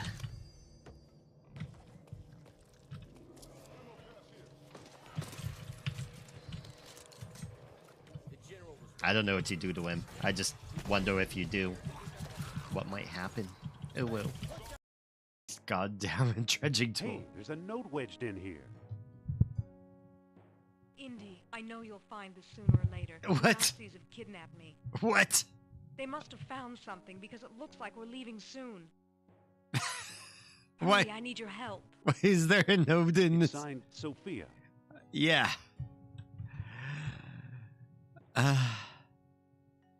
Did this seriously just happen? Did this seriously just happen? Sophia. You put your note in a shovel, Sophia. Okay. I missed the noseless cam. I should bring that back, honestly. It takes a significant amount of effort to make that nose cam work in every different scene. And I've created new scenes since I've done the nose. I call it the nose killer cam. I don't think I have. Let me check on something. Does this work? It's still there. It's a little bit broken though. A little bit broken. Can we move this whole thing over all in one? Let's see. I'm so outraged right now. I'm gonna move my nose. Yeah, it needs some love. It's a little bit broken, but still there. I miss using this. I'm not outraged enough right now to use it though. I'll tell you. I'm absolute garbage at the riddle type puzzles that the Myst series offers. I feel like the Myst riddles are really try things until you exhaust all the answers except the one that we decided to pick. Myst rarely gives you clear keys that are then used to unlock clear puzzles. Myst 1 was better at doing a lot of that. Like, we're gonna give you a key. It's not gonna be locatively right with the puzzle that you're gonna solve, but you will eventually find that puzzle. And this, when you apply the right key to the right puzzle, you'll get the right solution. But it was intermingled with some that were just sort of like not very clear, especially because some of the puzzles in Myst 1 were control scheme based, i.e. it's just a point and click puzzle game. And Myst 1 did something that none of the King's Quest games did, none of the Monkey Island games did, which is not everything was a simple left click. Some things required holding your cursor down, dragging your cursor. It required different controls than I'm used to in a point and click. And so I didn't naturally solve for the parts of the game that would be controlled in novel, in my opinion, novel ways for that genre. Especially how old the game was. I figured everything was just a simple left click. And if you couldn't just simply left click it, there was no other way to control the game. I was wrong. Once you learn that, in the future Myst games, they took away a lot of keys. So in other words, there are lots of different puzzles in later Myst games that they didn't give you a key at all that you'd then later applied to solving a puzzle. They didn't provide cumulative knowledge. Here's a simple, low threshold problem. This will come up later with more complexities and will grow your knowledge in the game, like a lot of modern games do. They progressively, cumulatively grow you into their world build. Myst just says, fuck you, no keys, just press things and write down in a notepad what you think happened, or I hope you find out what happened, because if you don't see what happened, if you don't discover what this switch does, then it's going to be a mystery until you do figure it out. The game is not a puzzle game. The game is a bunch of like random science experiments. We have to do significant research, see what happens when you try every possible outcome, and then hopefully you parse together what the developers were thinking.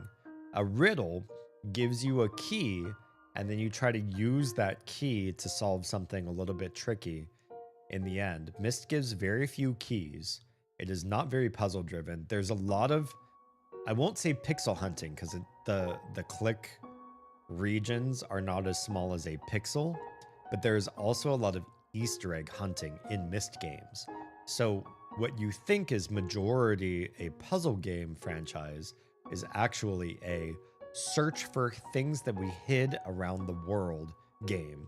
Did you know you could look up in this room? Did you know if you did look up in this room and then click in a certain area that this window would open or this door would come apart or this thing would fall down, and then you have another thing that you can interact with.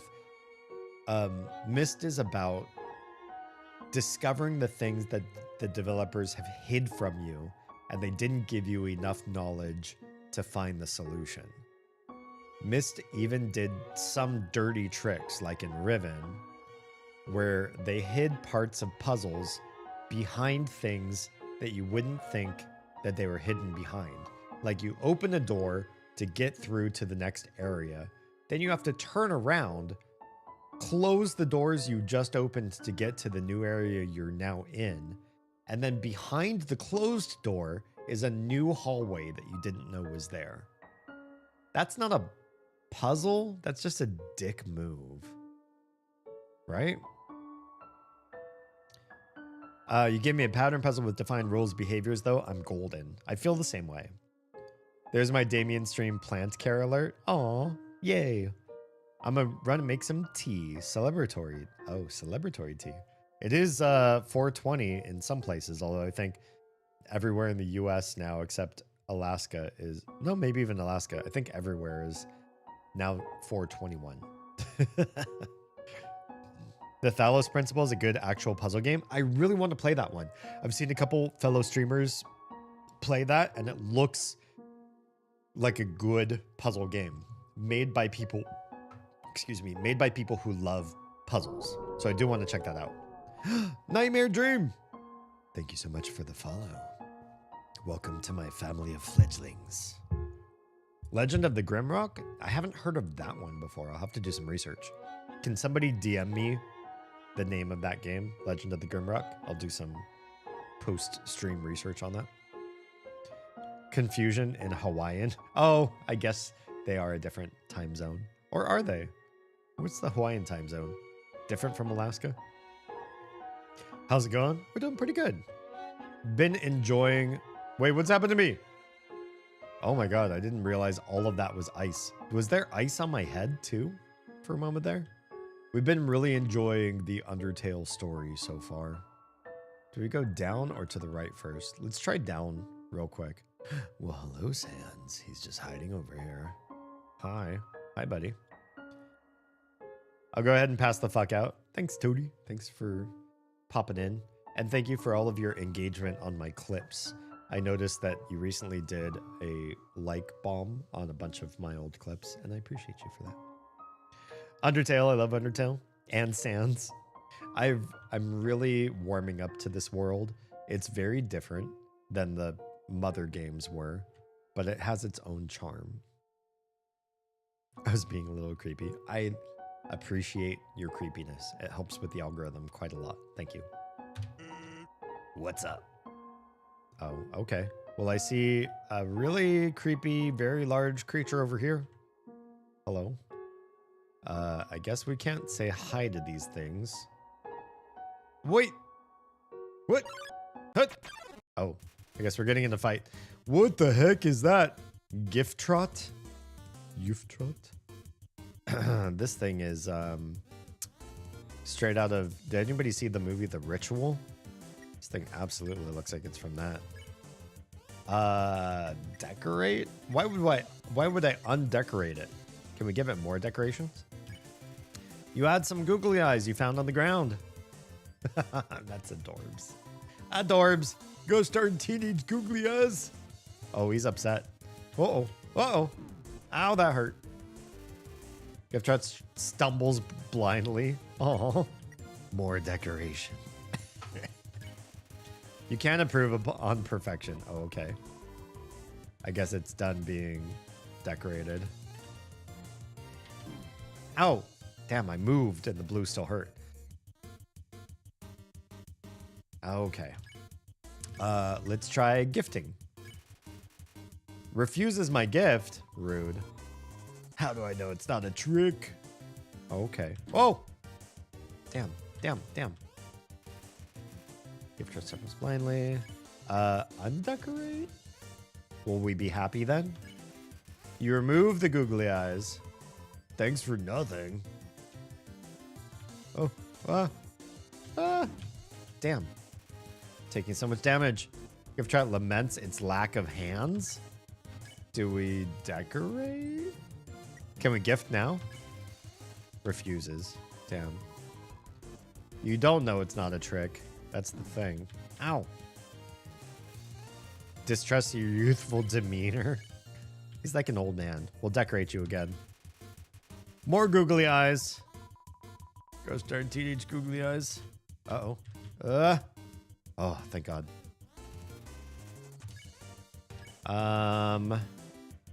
What do we do? Do we have an item? I feel like we need... Ugh. You threw the stick away, then picked it back up. Okay. Don't put any more on me. I tried, but it didn't work. Oh. Okay, we took no damage that time. Yeah, this deer is it's not happy we're doing whatever we're doing. Decorate? You can improve on product direction. Okay. It's perfect now, apparently. Stumbles blindly. Can we do a check? Attack 16, defense 8. Some teams decorated it as a prank. So did we. It says don't put any more on me, which makes me want to do just that. But...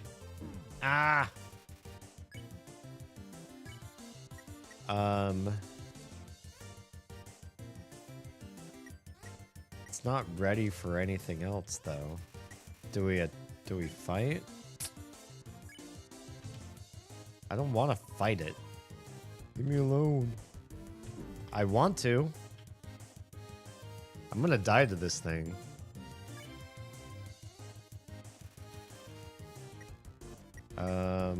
Mercy. Can we just flee? Okay, we escaped it. What? Say. Are you following me? Maybe. I don't know what's over here. Oh, should we have gone? This kind of seems like the way to go. Let's back up. Let's actually go to that save again, because I think that'll restore my health, which is super low now. And hopefully we can just go backwards. No wonder he doesn't like kids. Yeah. Is this puzzle just solved? Uh-oh. Hopefully it is. 'Cause I just unsolved it. Knowing that dog will never give eternity for something fills you with determination. Okay. We saved. At least there's a save, like, literally right there. So for all that damage we just took. We don't have to worry. Oh, no, no, no! Shh. This is actually not where we wanted to go. We want to go straight across. The path is already set, so that's fine. So what if we go to the right instead? Now I don't know which way to go. They both feel like valid directions. What a tiny doghouse. Woof. Okay, this looks like it's its own forward direction. We're going to go back to the cave and do the cave. Because this feels like it's its own special. Please don't be one of these. You know what? I'm just going to run. Don't slow me down. Yeah, I don't trust those deer things. I don't know how to fight that fight. What is up here? What's in here? What is this? It's a door. And? What about these? Oh, they're little mushroom buttons. There's secret. Did not open the door. Is there a pattern we have to do? I don't know what the pattern is. I haven't discovered a pattern yet. I feel like me trying to brute force this is not gonna work. The Teddy just texted, he hid an edible in my bedroom for today. Aw, look at that. That's some good foresight. Would you like a couple tips about that room? It's not something you're likely to find out on your own. I will hold off. I will try to stay roughly spoiler free. If something is left undiscovered by my playthrough, that is okay. If I find it and come back, cool. If I never find it and we don't open that content, I'm comfortable with that. If that makes sense. I've gotten him on a surprise Prezi kick. Nice. It's a snow puff. And this is a snow puff. Wait, did they all say something? This, however, is a snow puff. Surprisingly, it's a snow puff. Snow puff. Did we do this one already? Is it really a snow puff? Behold, a snow puff. Eh? There's 30 gold inside this. What is this? A snow puff, apparently. Hello? That's not a snow puff. Are you a doge? You're a doge. This game designer really does love the cute doge. Oh my. You're not cute. You're big. Well, you're both. You're both cute and big. It's the greater dog. Have I got a stick for you, buddy? Stick. You threw the stick and the dog ran to get it. You played fetch for a while. Nice. Thank goodness I have the stick. Uh-oh. Oh, lots of barks. Oh, many bark. Greater dog is watching you intently. Are we ready for mercy? We are. That was fast. Easy. I love it. I love it. Oh, he popped out of his armor. He's just a tiny doge. And he gave me a cute lick. Oh, and he's leaving tail up. The power of the stick. Seriously. I'm glad it's one of those things. I don't even remember when I picked it up. But then I tried to get rid of it accidentally, inadvertently. And it kept coming back. I have some issues with my... Is there something wrong with my YouTube feed? Hang on. I have this weird warning. Please use a keyframe frequency of 4 seconds or less. Currently, keyframes are... What? What on earth is going on with my stream here? Is everybody watching YouTube? Are you guys doing okay? Open the widget. What does this say? 4 seconds or less. Keyframes are not being sent often enough, which can cause buffering. Current keyframe frequency is 7.9 seconds. Ingestion of errors can cause incorrect group of pictures sizes. I've never heard of this before. I don't even know how to fix this or what it does if it does create a problem. That sounds like a post-stream detective thing that I will have to do. Definitely not a for right now thing. No idea what that is. I didn't know there was... I've never seen that error before while live streaming. Which is crazy because I have all sorts of problems today that have only come up today. That I had no idea were a problem until they became a today problem. I have a wire in a wall that leads to the new kitchen, and it got covered up by cabinets. And I thought that I needed to see what that wire, which circuit that wire was connected to see if the kitchen people could use that wire for something besides being hidden in a wall behind the cabinets.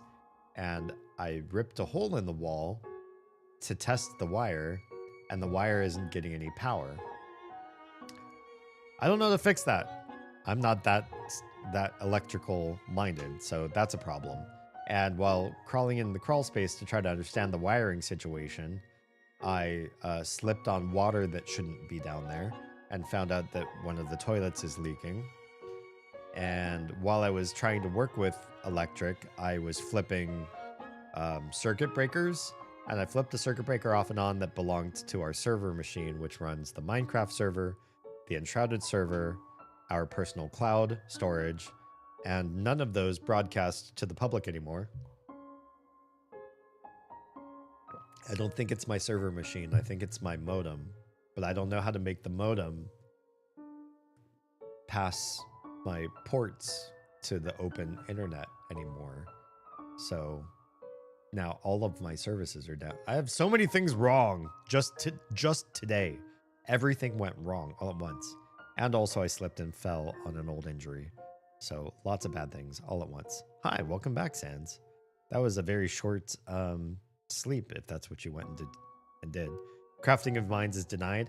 It is, unless you come here to our house and play on the local intranet. Then you can still participate. So I need modem help, but I don't know where to get it. Well, this is a precarious bridge. Hi, very, very far way to fall. Oh God, hi. Don't do anything weird. I'm on a very long bridge, guys. Human! I was going to continue the greening while the server maintenance was going. So we could end then, I suppose. Yeah. Sorry. It was all my fault. I didn't realize flipping the circuit breaker off and on would do something weird with the DHCP lease or something. And now I just cannot get broadcast to the greater internet for whatever reason. It's not like I like options. Good, good. This is your final and most dangerous challenge. Behold, the gauntlet of deadly terror. Oh, look at all those. There's a little cute Pomeranian looking pup over there dangling on a wire or rope. When I say the word, it will fully activate. Cannons will fire, spikes will swing, blades will slice. Each part will swing violently up and down. Only the tiniest chance of victory will remain. Are you ready? Because I am about to do it. Should we just walk forward? I think we just walk forward. Well, what's the holdup? That puppy wants to bones. I know. He probably wants to bite one of them. Hold up. What hold up? I'm about to activate it now. I'm just gonna move forward. Oh, I cannot walk. Never mind. That doesn't look very activated. Well, this challenge, it seems maybe too easy to defeat the human with. Yeah, we can't use this one. I'm a skeleton with standards. My puzzles are very fair, and my traps are expertly cooked. But this method is too direct. No class at all. Away it goes. Okay, bye. Phew. Oh, they really do love me in their own way. You underestimate Pappy's power. Yeah. And welcome back in Twitch chat as well, Sans. What are you looking at? This was another decisive victory for Papyrus. Yeah. Okay. Okay, bye. It's very cute. I felt the danger. I sure did. I don't know what my brother's gonna do now. If I were you, I would make sure I understand blue attacks. Oh, I think I do by now. You dodge blue attacks by doing nothing. What's this? Oh, a non-interactive flower. Welcome to Snowden, aka Snowed In. Get it? Welcome to Snowden Town. Doesn't say town on the sign. There's a shop. Hang on, let's save. The sight of such a friendly town fills you with determination. Everything's determination. We saved. We're still level 5. Oh, hi, bunny person. I like your shop. Looks very cozy. Hello, traveler. How can I help you? Let's buy. Oh my, all sorts of good stuff. Weapon 5 attack. Currently +0, apparently. I thought I had something that gave me some attack. Armor 7 defense. Right now we have +4. It has abs on it. Nice. A bicycle heals 11 hit points twice. You can eat it twice because it's like a popsicle, but there's 2. Or a cinnamon bun heals 22 hit points. It's my own recipe. I like this, although it costs more. Let's buy 1. Yes. And the manly bandana. I don't think we want attack because we're not attacking things, but we do want defense. Okay, Alexa, can we sell? Huh? Sell something? Does this look like a pawn shop? I don't know how it works where you come from, but if I started spending money on old branches and used bandages, I'd be out of business in a jiffy. Take your time. Oh, okay, can we just chat then? If you're not equipping the stick, you might have a toy knife equipped. I don't remember grabbing a toy knife. Maybe I did. Care to chat? Let's say hello to start. Hiya, welcome to Snowden. I can't remember the last time I saw a fresh face around here.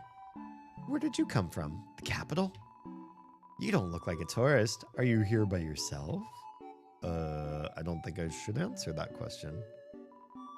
You want to know what to do here in Snowden? Grillby's has food and the library has information. If you're tired, you can take a nap at the inn. It's right next door. My sister runs it. And if you're bored, you can sit outside and watch those wacky skeletons do their thing. There's 2 of them. Brothers, I think. They just showed up one day and asserted themselves. Oh my. The town has gotten a lot more interesting since then. Town history? Think back to your history class. A long time ago, monsters lived in the ruins back there in the forest. Long story short, we all decided to leave the ruins and head for the end of the caverns. Along the way, some fuzzy folk decided they liked the cold and set up camp in Snowden. Oh, and don't think about trying to explore the ruins. The door's been locked for ages, so unless you're a ghost or can burrow under that door, forget about it. Interesting. Your life. Life is the same as usual. A little claustrophobic, but we all know deep down that freedom is coming, don't we? As long as we got that hope, we can grit our teeth and face the same struggles day after day. That's life, ain't it? Freedom for the monsters? I feel a little bit scared about that, though. That seems a little bit... I don't know. Bye now. Come again sometime. So, I'm not opposed to the monsters feeling like they want freedom, but I'm a little bit nervous as to what happens to the human world if they get that freedom. What are you? Use the box? Yes? Oh, it's that box. We're okay. It's my bank. Oh, it's another bunny. Oh, it's another tiny bunny. Mom says this sleeping can recover your health above your maximum hit points. Oh. What's maximum hit points? Welcome to Snowed Inn. Snowden's premier hotel. I get you. One night is 80 gold. I'm okay. Well, feel free to come back anytime. Can I just peek in your inn? Oh, literally no. If you're not buying, you can't go up the stairs. Got it. What about this? Don't want to walk to the other side of town? Try the under snow tunnels. They're efficiently laid out. We'll walk for now. Isn't my little cinnamon just the cutest? Buns are so adorable. Teehee. Wait, but you're a anthropomorphic rabbit. Is this not your child on a leash? Is that a different species? Are 2 feet and 4 feet bunnies different from each other? I'm so confused. That lady over there, something about her disturbs me. Yeah, because she's like walking another bunny like it's a different species. That's kind of weird, right? Oh, there's a bear here. Humans put kids on leashes, why not bunny? I disagree with the humans on leashes thing, though. Like, to me, ever since I was young, when I saw a kid on a leash, I always felt like that's a parent that is not learning how to parent. They're like, you know what? This kid needs boundaries and structure and a parental figure to help them understand the world. But instead, I'm just going to put a restraint on them and not teach them anything. Except if you pull on this restraint, it will pull you back. It feels like a shortcut to not parenting. But I also feel like, too, when I was growing up, there was like a generation of Americans, anyways, that didn't want to be parents. Maybe there's some social conformity issues or some social pressure issues that was like, you got accidentally pregnant, or, you made this happen. You got to suck up the responsibility of it. You got to make this work somehow, or you got to stay in this marriage because if you don't, bad things, or you won't be able to financially survive, whatever the reason. Like a whole generation of parents didn't want to do that. They didn't want kids. They had kids. They loved their kids, but they didn't want to be a parent. That wasn't part of the game that they were really playing. So like they pushed off the kids on the kids' grandparents. They did minimal parenting. They got babysitters. They did latchkey. They worked long hours. They pawned off the kids with TV and TV dinners while they went out to clubs and did other stuff and lived their adult lives and continued to pursue their own passions as though they were still non-parental. And the kids grew up in a certain way. Whole generation, I think, of kids where the majority of them grew up feeling like they weren't really brought into this world with strong desire or passion. They just were granted life by accident. And their family unit was very minimally cohesive at best. Kind of gross. Why breed in that case? Not a fan of either, but it happens. Yeah, I did see plenty of kids on leashes. I think it's part of a greater epidemic. Awful teens tormented a local monster by decorating its tree-like horns. Well, I didn't do that. I only put googly eyes on its eyes. So we started giving that monster presents to make it feel better. I tried, but it refused. It refused my presents. That'd explain how a lot of people behave in American politics if they grew up in families like that. I'm curious what you mean by how they behave, but yeah, I do feel like there's a whole generally millennials, by and large, the majority of them, I feel like they're not well desired by their parents. Their parents kind of want generally good things for their kids, but they don't want to be strongly involved in their kids' lives. Or they're too involved and sort of like micromanage the experience, which also feels like its own sort of lack of empathy. If you're trying to step in and say, my kid deserves participation trophies and they're entitled certain things, they belong here, they deserve these kudos, they're beyond reproach. That's sort of its own level of disconnection. That's like you like vicariously living through your kids. The parents that put their kids through like sports and beauty pageants and stuff like that to sort of live vicariously through the kid. Both that and the gross disconnection from kids, I feel both of those dehumanizes the child and creates a schism between the parents and the kids. They both prove that you don't believe that that child is a human deserving of strong connection and identity and involvement in the family on equal footing as you, to either ignore them or to impress yourself upon them. Both of those are bad tactics. I remember having a leash, but only when we went to super populated places like Disneyland. I've been in populated places when I was little. I was never leashed. I would either, you know, be holding a hand or be held by somebody so I didn't have to walk. Or if they were too tired to hold me anymore, I would walk, but, you know, they'd always be minding me. My parents would just mind me and tell me if I'm walking the wrong direction or something. Bunch of toddlers, yeah, that's a good point. I was referring to no care for other people, a lack of empathy.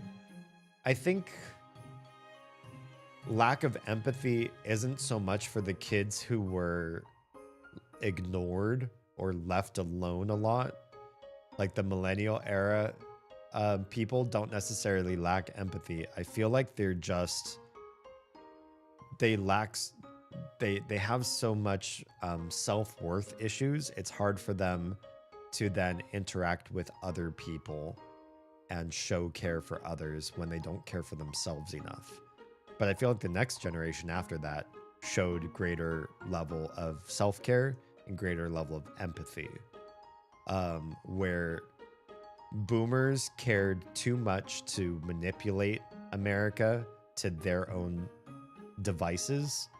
Gen X pulled away and were seen as sort of like the slacker generation where they didn't do enough. Millennials were the sort of generation where it's like, everything is FUBAR and there's nothing we can do about it, so why even bother? If I die, who cares? And then after that, Gen Alpha was like, no, we actually do care. So like the pendulum swang back around a bit. Yeah. I'm grossly exaggerating. Obviously, my broad strokes don't accommodate for all the nuance per generation. I was also a super hyperactive hellion as a young child. Oh, okay. It's more of a thing before I was diagnosed ADHD. I would get distracted and wander off. A lot of kids get distracted and wander off, though. That's not an ADHD thing. I was hell on wheels as a kid. I think a lot of kids just run off and do their own thing. That's how kids be. You gotta be mindful as to how to manage a child. They're not going to sit still. They're not going to stay focused. Doesn't matter the kid. Neurotypical kids. Thank you for the ban. Also had a lack of fear of getting lost or hurt. That's kids too. That's neurotypical. Now it's tradition to put the presents underneath a decorated tree. Oh, it's all because of that one weird, like forest deer deity looking thing. Well, isn't that sweet? It's a carefully decorated tree. Some of the presents are addressed from Santa to various locals. Well, that's not sweet. What the heck are you? You look way too happy. Yo, you're a kid too, right? I can tell because you're wearing a striped shirt. Wait, can only kids wear striped shirts? Oh, okay. Oh, they're wearing a striped shirt too. Look at that. Adding to my ADHD, I love a thrill seeking or things like cliff diving. I'm probably to blame for my mom going gray earlier. I think even neurotypical kids make their parents go gray. Adults go gray by and large, I think, because of kids.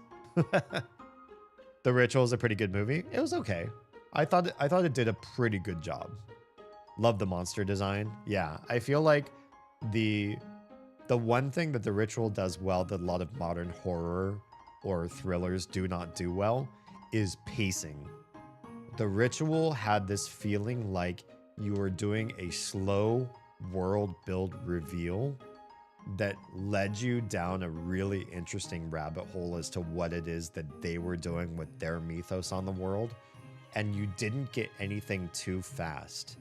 I feel like a lot of movies move very quickly toward satisfaction of the audience, and in some movies, satisfaction early is a good thing, and then you build nuance or whatever, or you grow from there if you can. But in horror movies, if you can't slow cook a suspense and make people uneasy, the movie falls flat.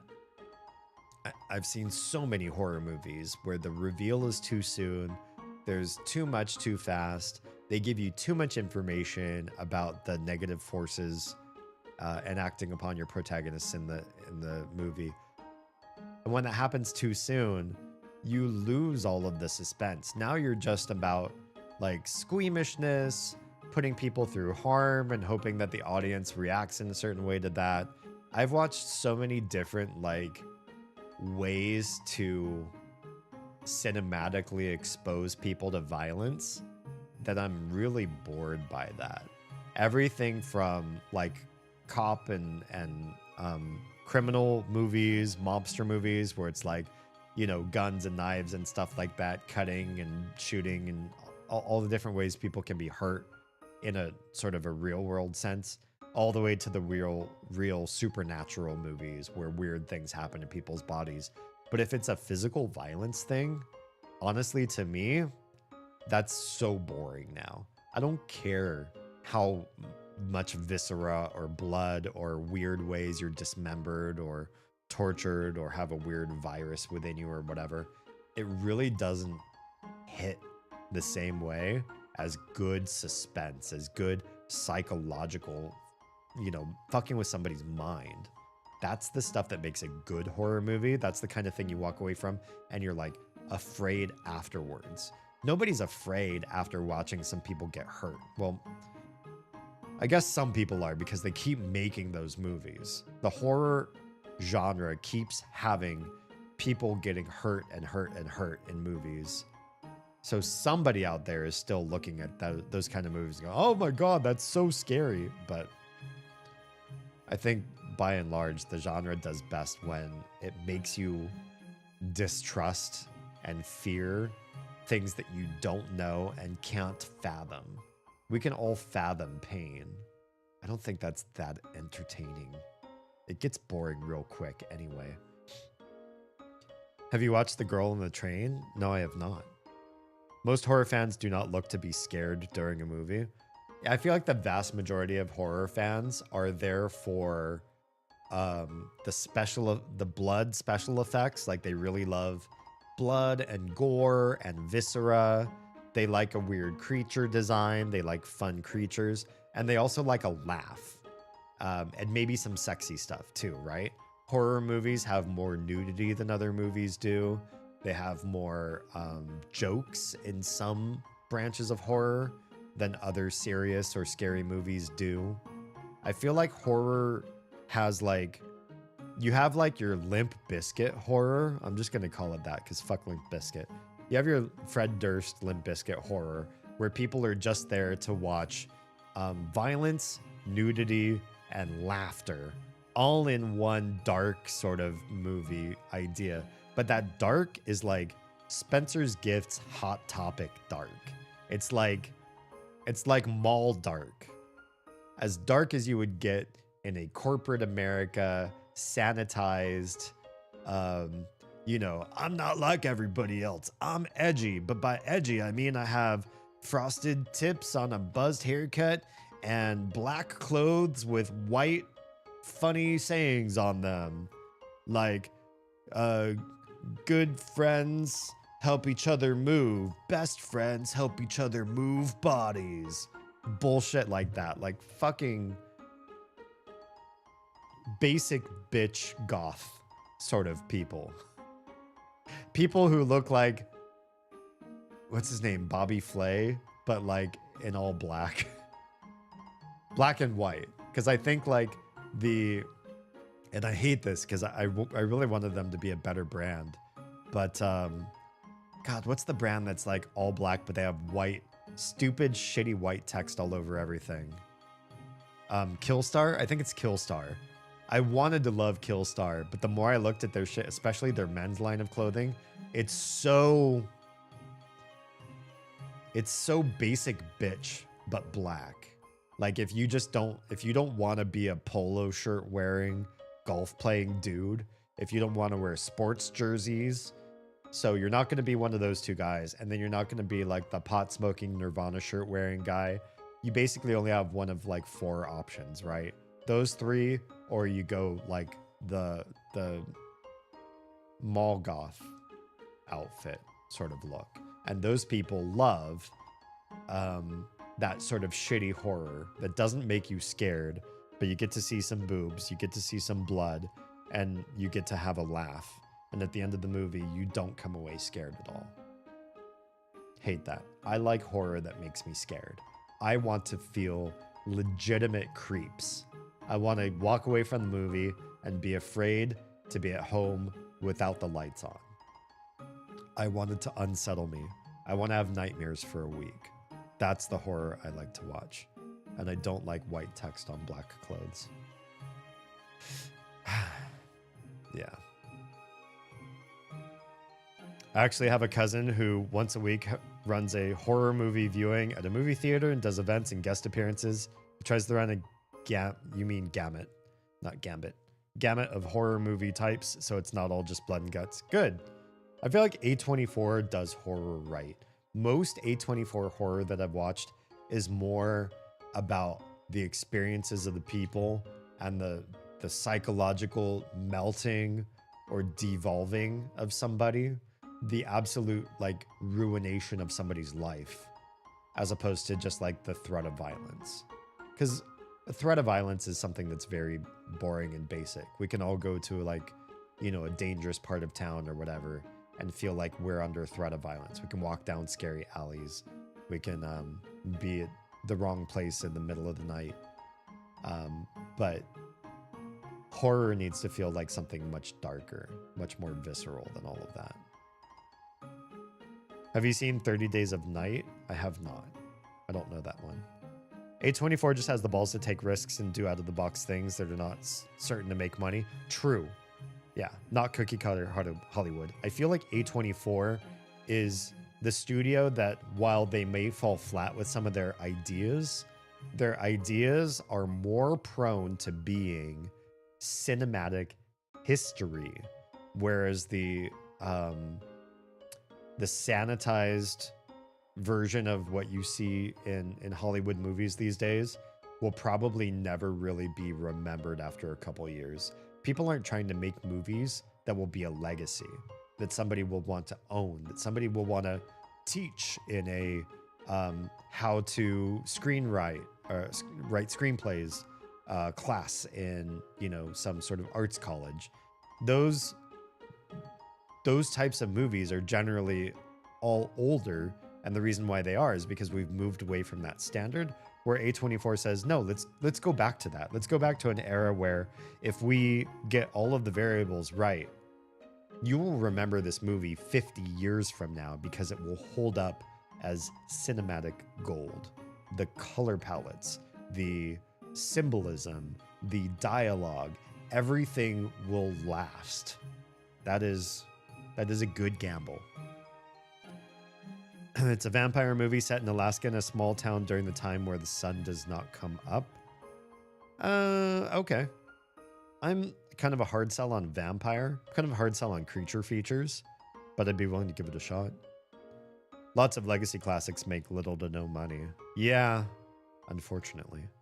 I think you would like it because even when they fight back, it still feels like a loss. I do appreciate that if there is a conflict in a horror movie, if they make it so that the heroes are not too heroic or too powerful. That was my one complaint about Resident Evil 2, is your character starts off being pretty weak against some insurmountable odds, and it felt like pretty intense, but later on you got so well armed, and so they just kept giving you stronger creatures. It just felt like this weird, like, I don't know. Like they just had to keep escalating the game to match your ever-growing strength. It didn't feel very horrific that way. This town doesn't have a mayor, but if there's ever a problem, a skeleton will tell a fish lady about it. Okay. That's politics. Sure. Sure it is. Resident Evil got outlandishly cartoonish. I think the problem, this happened in the movies too, is that they wanted the main characters to feel dynamic. But in horror movies, your main characters are generally not dynamic people. Or if they are dynamic, it's usually in a downward direction. You feel like they have everything going for them, and then they lose parts of who they are, whether that's their sanity or like physical acumen. You know, they take a big injury and suddenly they can't walk as fast or can't fight as well, and you watch them devolve. Or in some great movies like where's the one with the is it Contagion, where the young lady like slowly becomes more and more I don't want to spoil the movie, but she takes on some really negative stuff that like impacts her. Or The Fly, especially the remake of The Fly that was with a young Jeff Goldblum. Watching a character devolve and lose traits, lose faculties, that sort of thing is probably the only good dynamism in a horror movie. When somebody gets stronger and stronger and they expose themselves as like being the one or the champion, and they need more and more stronger and crazier monsters thrown at them to prove how epic they're becoming. It's a bad look for horror. I don't think that's horror anymore. That's just like an epic tale, like Steven Universe or something like that, where your character grows and overcomes obstacles and trials and becomes better. But the monsters in like a Resident Evil epic are just creepier than other epic tales, but still an epic tale and not horror at that point. They're a bit animalistic in their methods of attacking and hunting, never get to the point where they feel like a human who just wants to drink blood. Okay. I like the Resident Evil books. The game started okay, the movies are pure Hollywood nonsense. Yeah, I'm not big on the movies. Alan described a good horror movie character. If they live, they most likely lose something along the way. Yeah, that's important. If you come out of a horror movie unscathed, then was it really that horrific? Yeah. I like horror movies that put the characters through something, because that's kind of the point in horror and like deeper sci-fi, right? Is we learn something about the human experience by seeing it go through extremes, whether that's extreme futurism, we pit ourselves against like weird AI or weird simulations, or like the story underlying Ender's Game, like what happens to those kids. If you don't know, go read Ender's Game. It's like a one-day read, even if you're not a big book reader. It's a very, very short book. Better than the movie. Don't watch the movie, read the book first. And horror, they show you, what happens when we're brought to our extreme desperation and fear. Yeah, I like seeing the exposition of human traits of personality and perseverance through the lens of those types of extreme storytelling. I do enjoy how picky you are with your media. Oh, good. I'm glad. I'm glad I don't just come off as like some jackass that just shits on everything. I'm very different, where I can enjoy stuff I know is not super high quality. I don't mind sitting and watching like fluffy stuff, but my time is so precious right now. I can't just sit and watch fluff all the time. I feel like I'm wasting my potential. And right now, I mean, what we're trying to do, like use content creation as a means to, fund our bills in this house, that requires me to do much less passive living. So if I had 5 hours to just sit and watch movies and TV and read books and shit, I wouldn't do that, because that will never, I will never get to the goal where we could pay for bills through content creation. If I do that, I will fail at this task. So part of my demands of my time on myself right now are in order to see this one goal through. If I'm at the point where I am paying for our way of life here through content creation exclusively, I will relax and I will enjoy stuff. But right now, I feel like every hour I spend not doing shit working is an hour that I'm taking away from realizing that goal. Does that make sense? Felt like standing out, so I did this. All right. Well, welcome to the highlighted message life. Oh God, it's all the things that I've been fighting. And then some stuff I haven't fought yet. Hi, everybody. Man, this bunny is toasted. I think you should be cut off. No matter where I go, it's the same menu, the same people. Help, I want new drinks and... Guys. Oh, it's the quote. Nico has a quote from Player Spotted saying this, but the way he read it was very different. I had no idea that was from Undertale. I always wondered why he said he wanted new drinks and hot guys. Here it was this bunny all along. Isn't human food different from monster food? It does things like spoil. And when you eat it, it passes all the way through your whole body. Disgusting. I'd love to try it sometime. Oh, okay, so it's disgusting, but you want it. It's the Axe Doges. I forget your guys' names. We're sentries, but we never get any respect. I wish those skeletons would throw us a bone. We love bones. I believe you. You better watch where you sit down in here, kid. Because that big guy will jump into your lap and give you lots of love and attention. Oh, that seems okay. You mean this big guy? Because he looks really happy to see me. I'm thinking of getting a spiked collar to show off my personality. It makes a statement like, attach a leash to me and take me for a walk, please. Oh, isn't that adorbs? So many dogs in this. Uh-oh. Oh, God. Okay, he just did a weird woof. It's playing poker against itself. It appears to be losing. Oh. Both sides of the game? That sucks. I put out a line for some girls today. Someone told me that there are plenty of fish in the sea. Well, I'm taking that seriously. I'm literally gonna make out with a fish. Aren't you a fish? You kind of look like a fish. You both look like fish. Well, you look like a bird. Maybe this is a bird. Those dogs are part of the Royal Guard, the elite military group led by Undine. She's rude, loud, and beats up everybody who gets in the way. It's no wonder all the kids want to be like her when they grow up. Sure. I'll talk to the bartender in just a sec. Who are you over here? The capital's getting pretty crowded, so I heard they're going to start moving here.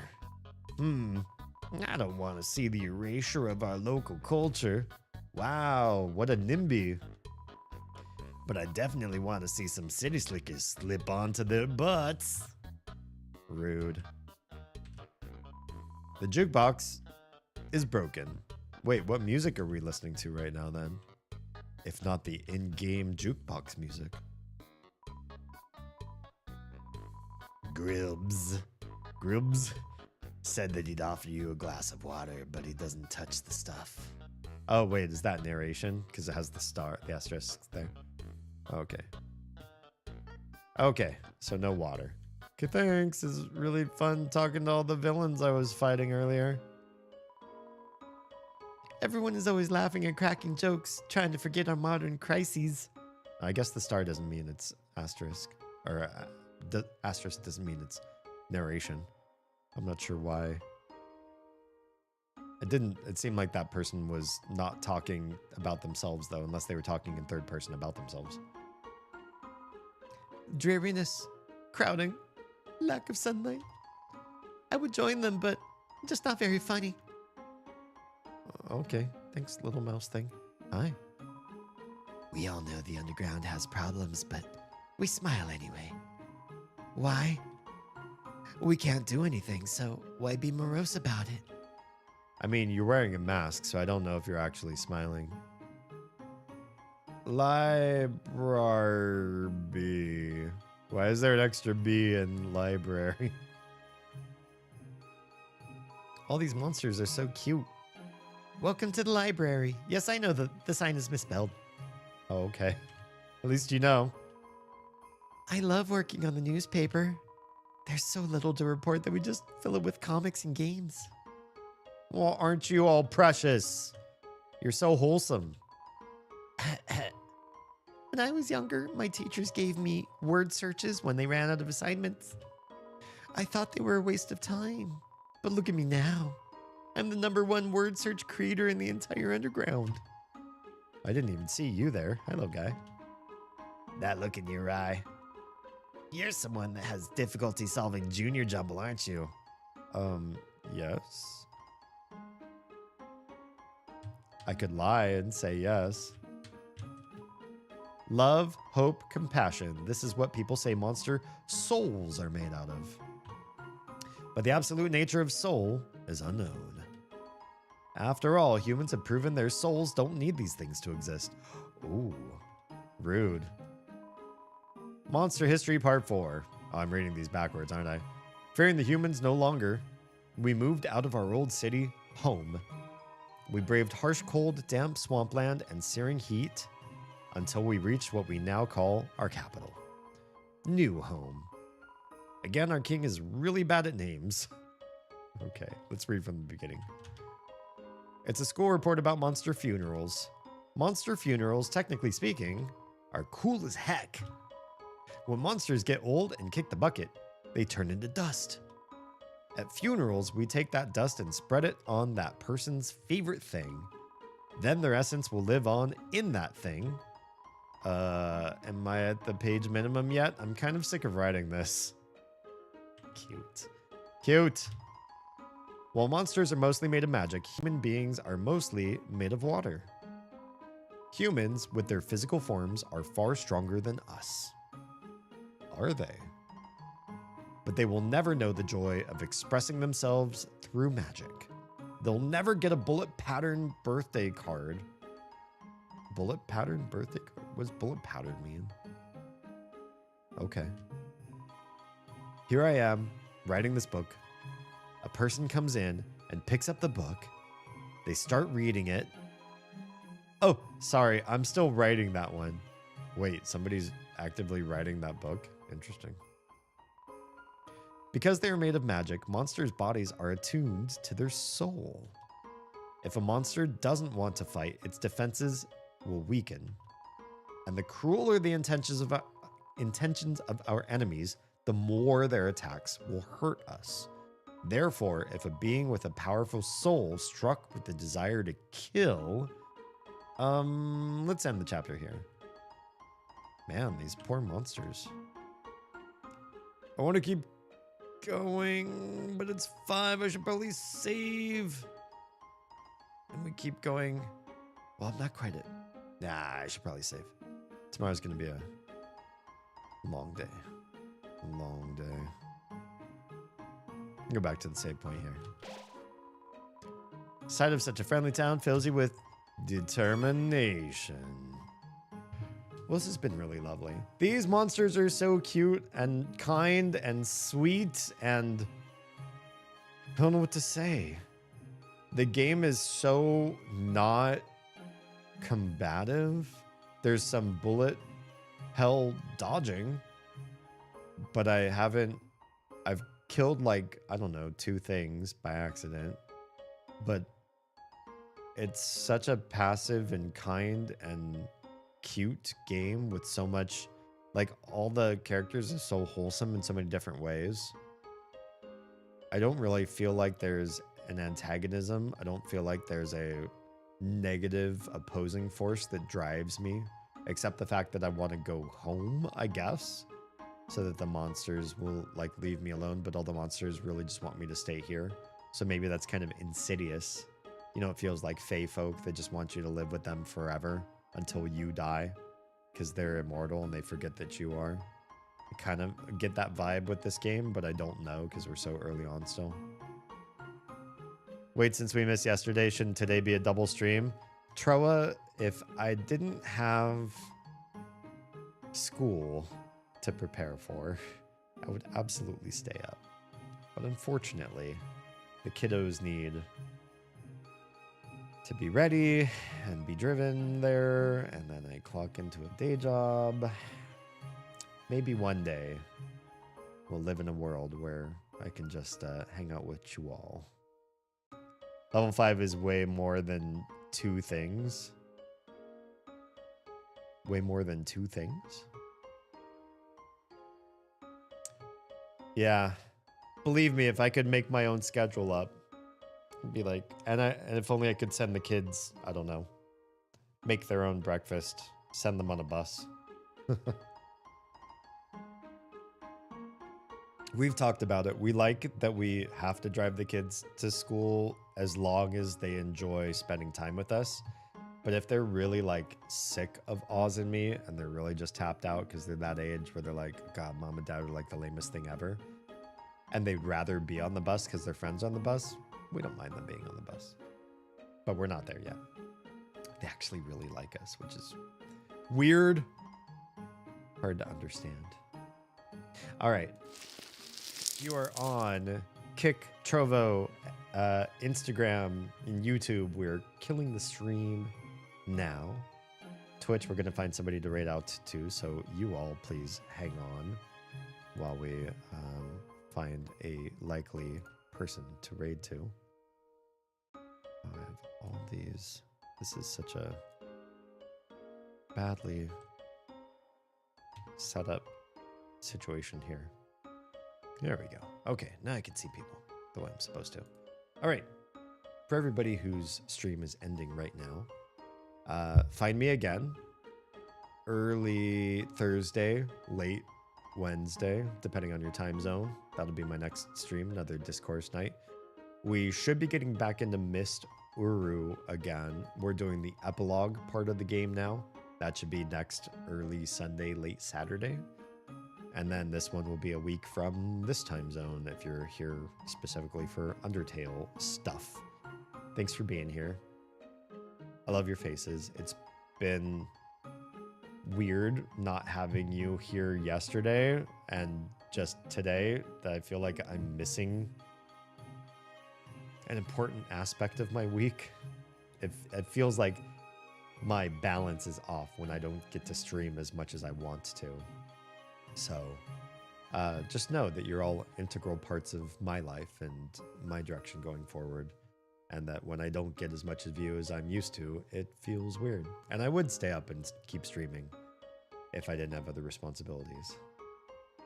So maybe sometime. All right. For everybody who's leaving right now, if you're safe, fed, and loved, make sure someone out there is too, please. I will see you all very soon. In the meantime, go cyberstalk me. Watch all my clips. Hit like and follow and sub on every platform you can find me on, because I'm trying to grow this, and the more people I can find to watch and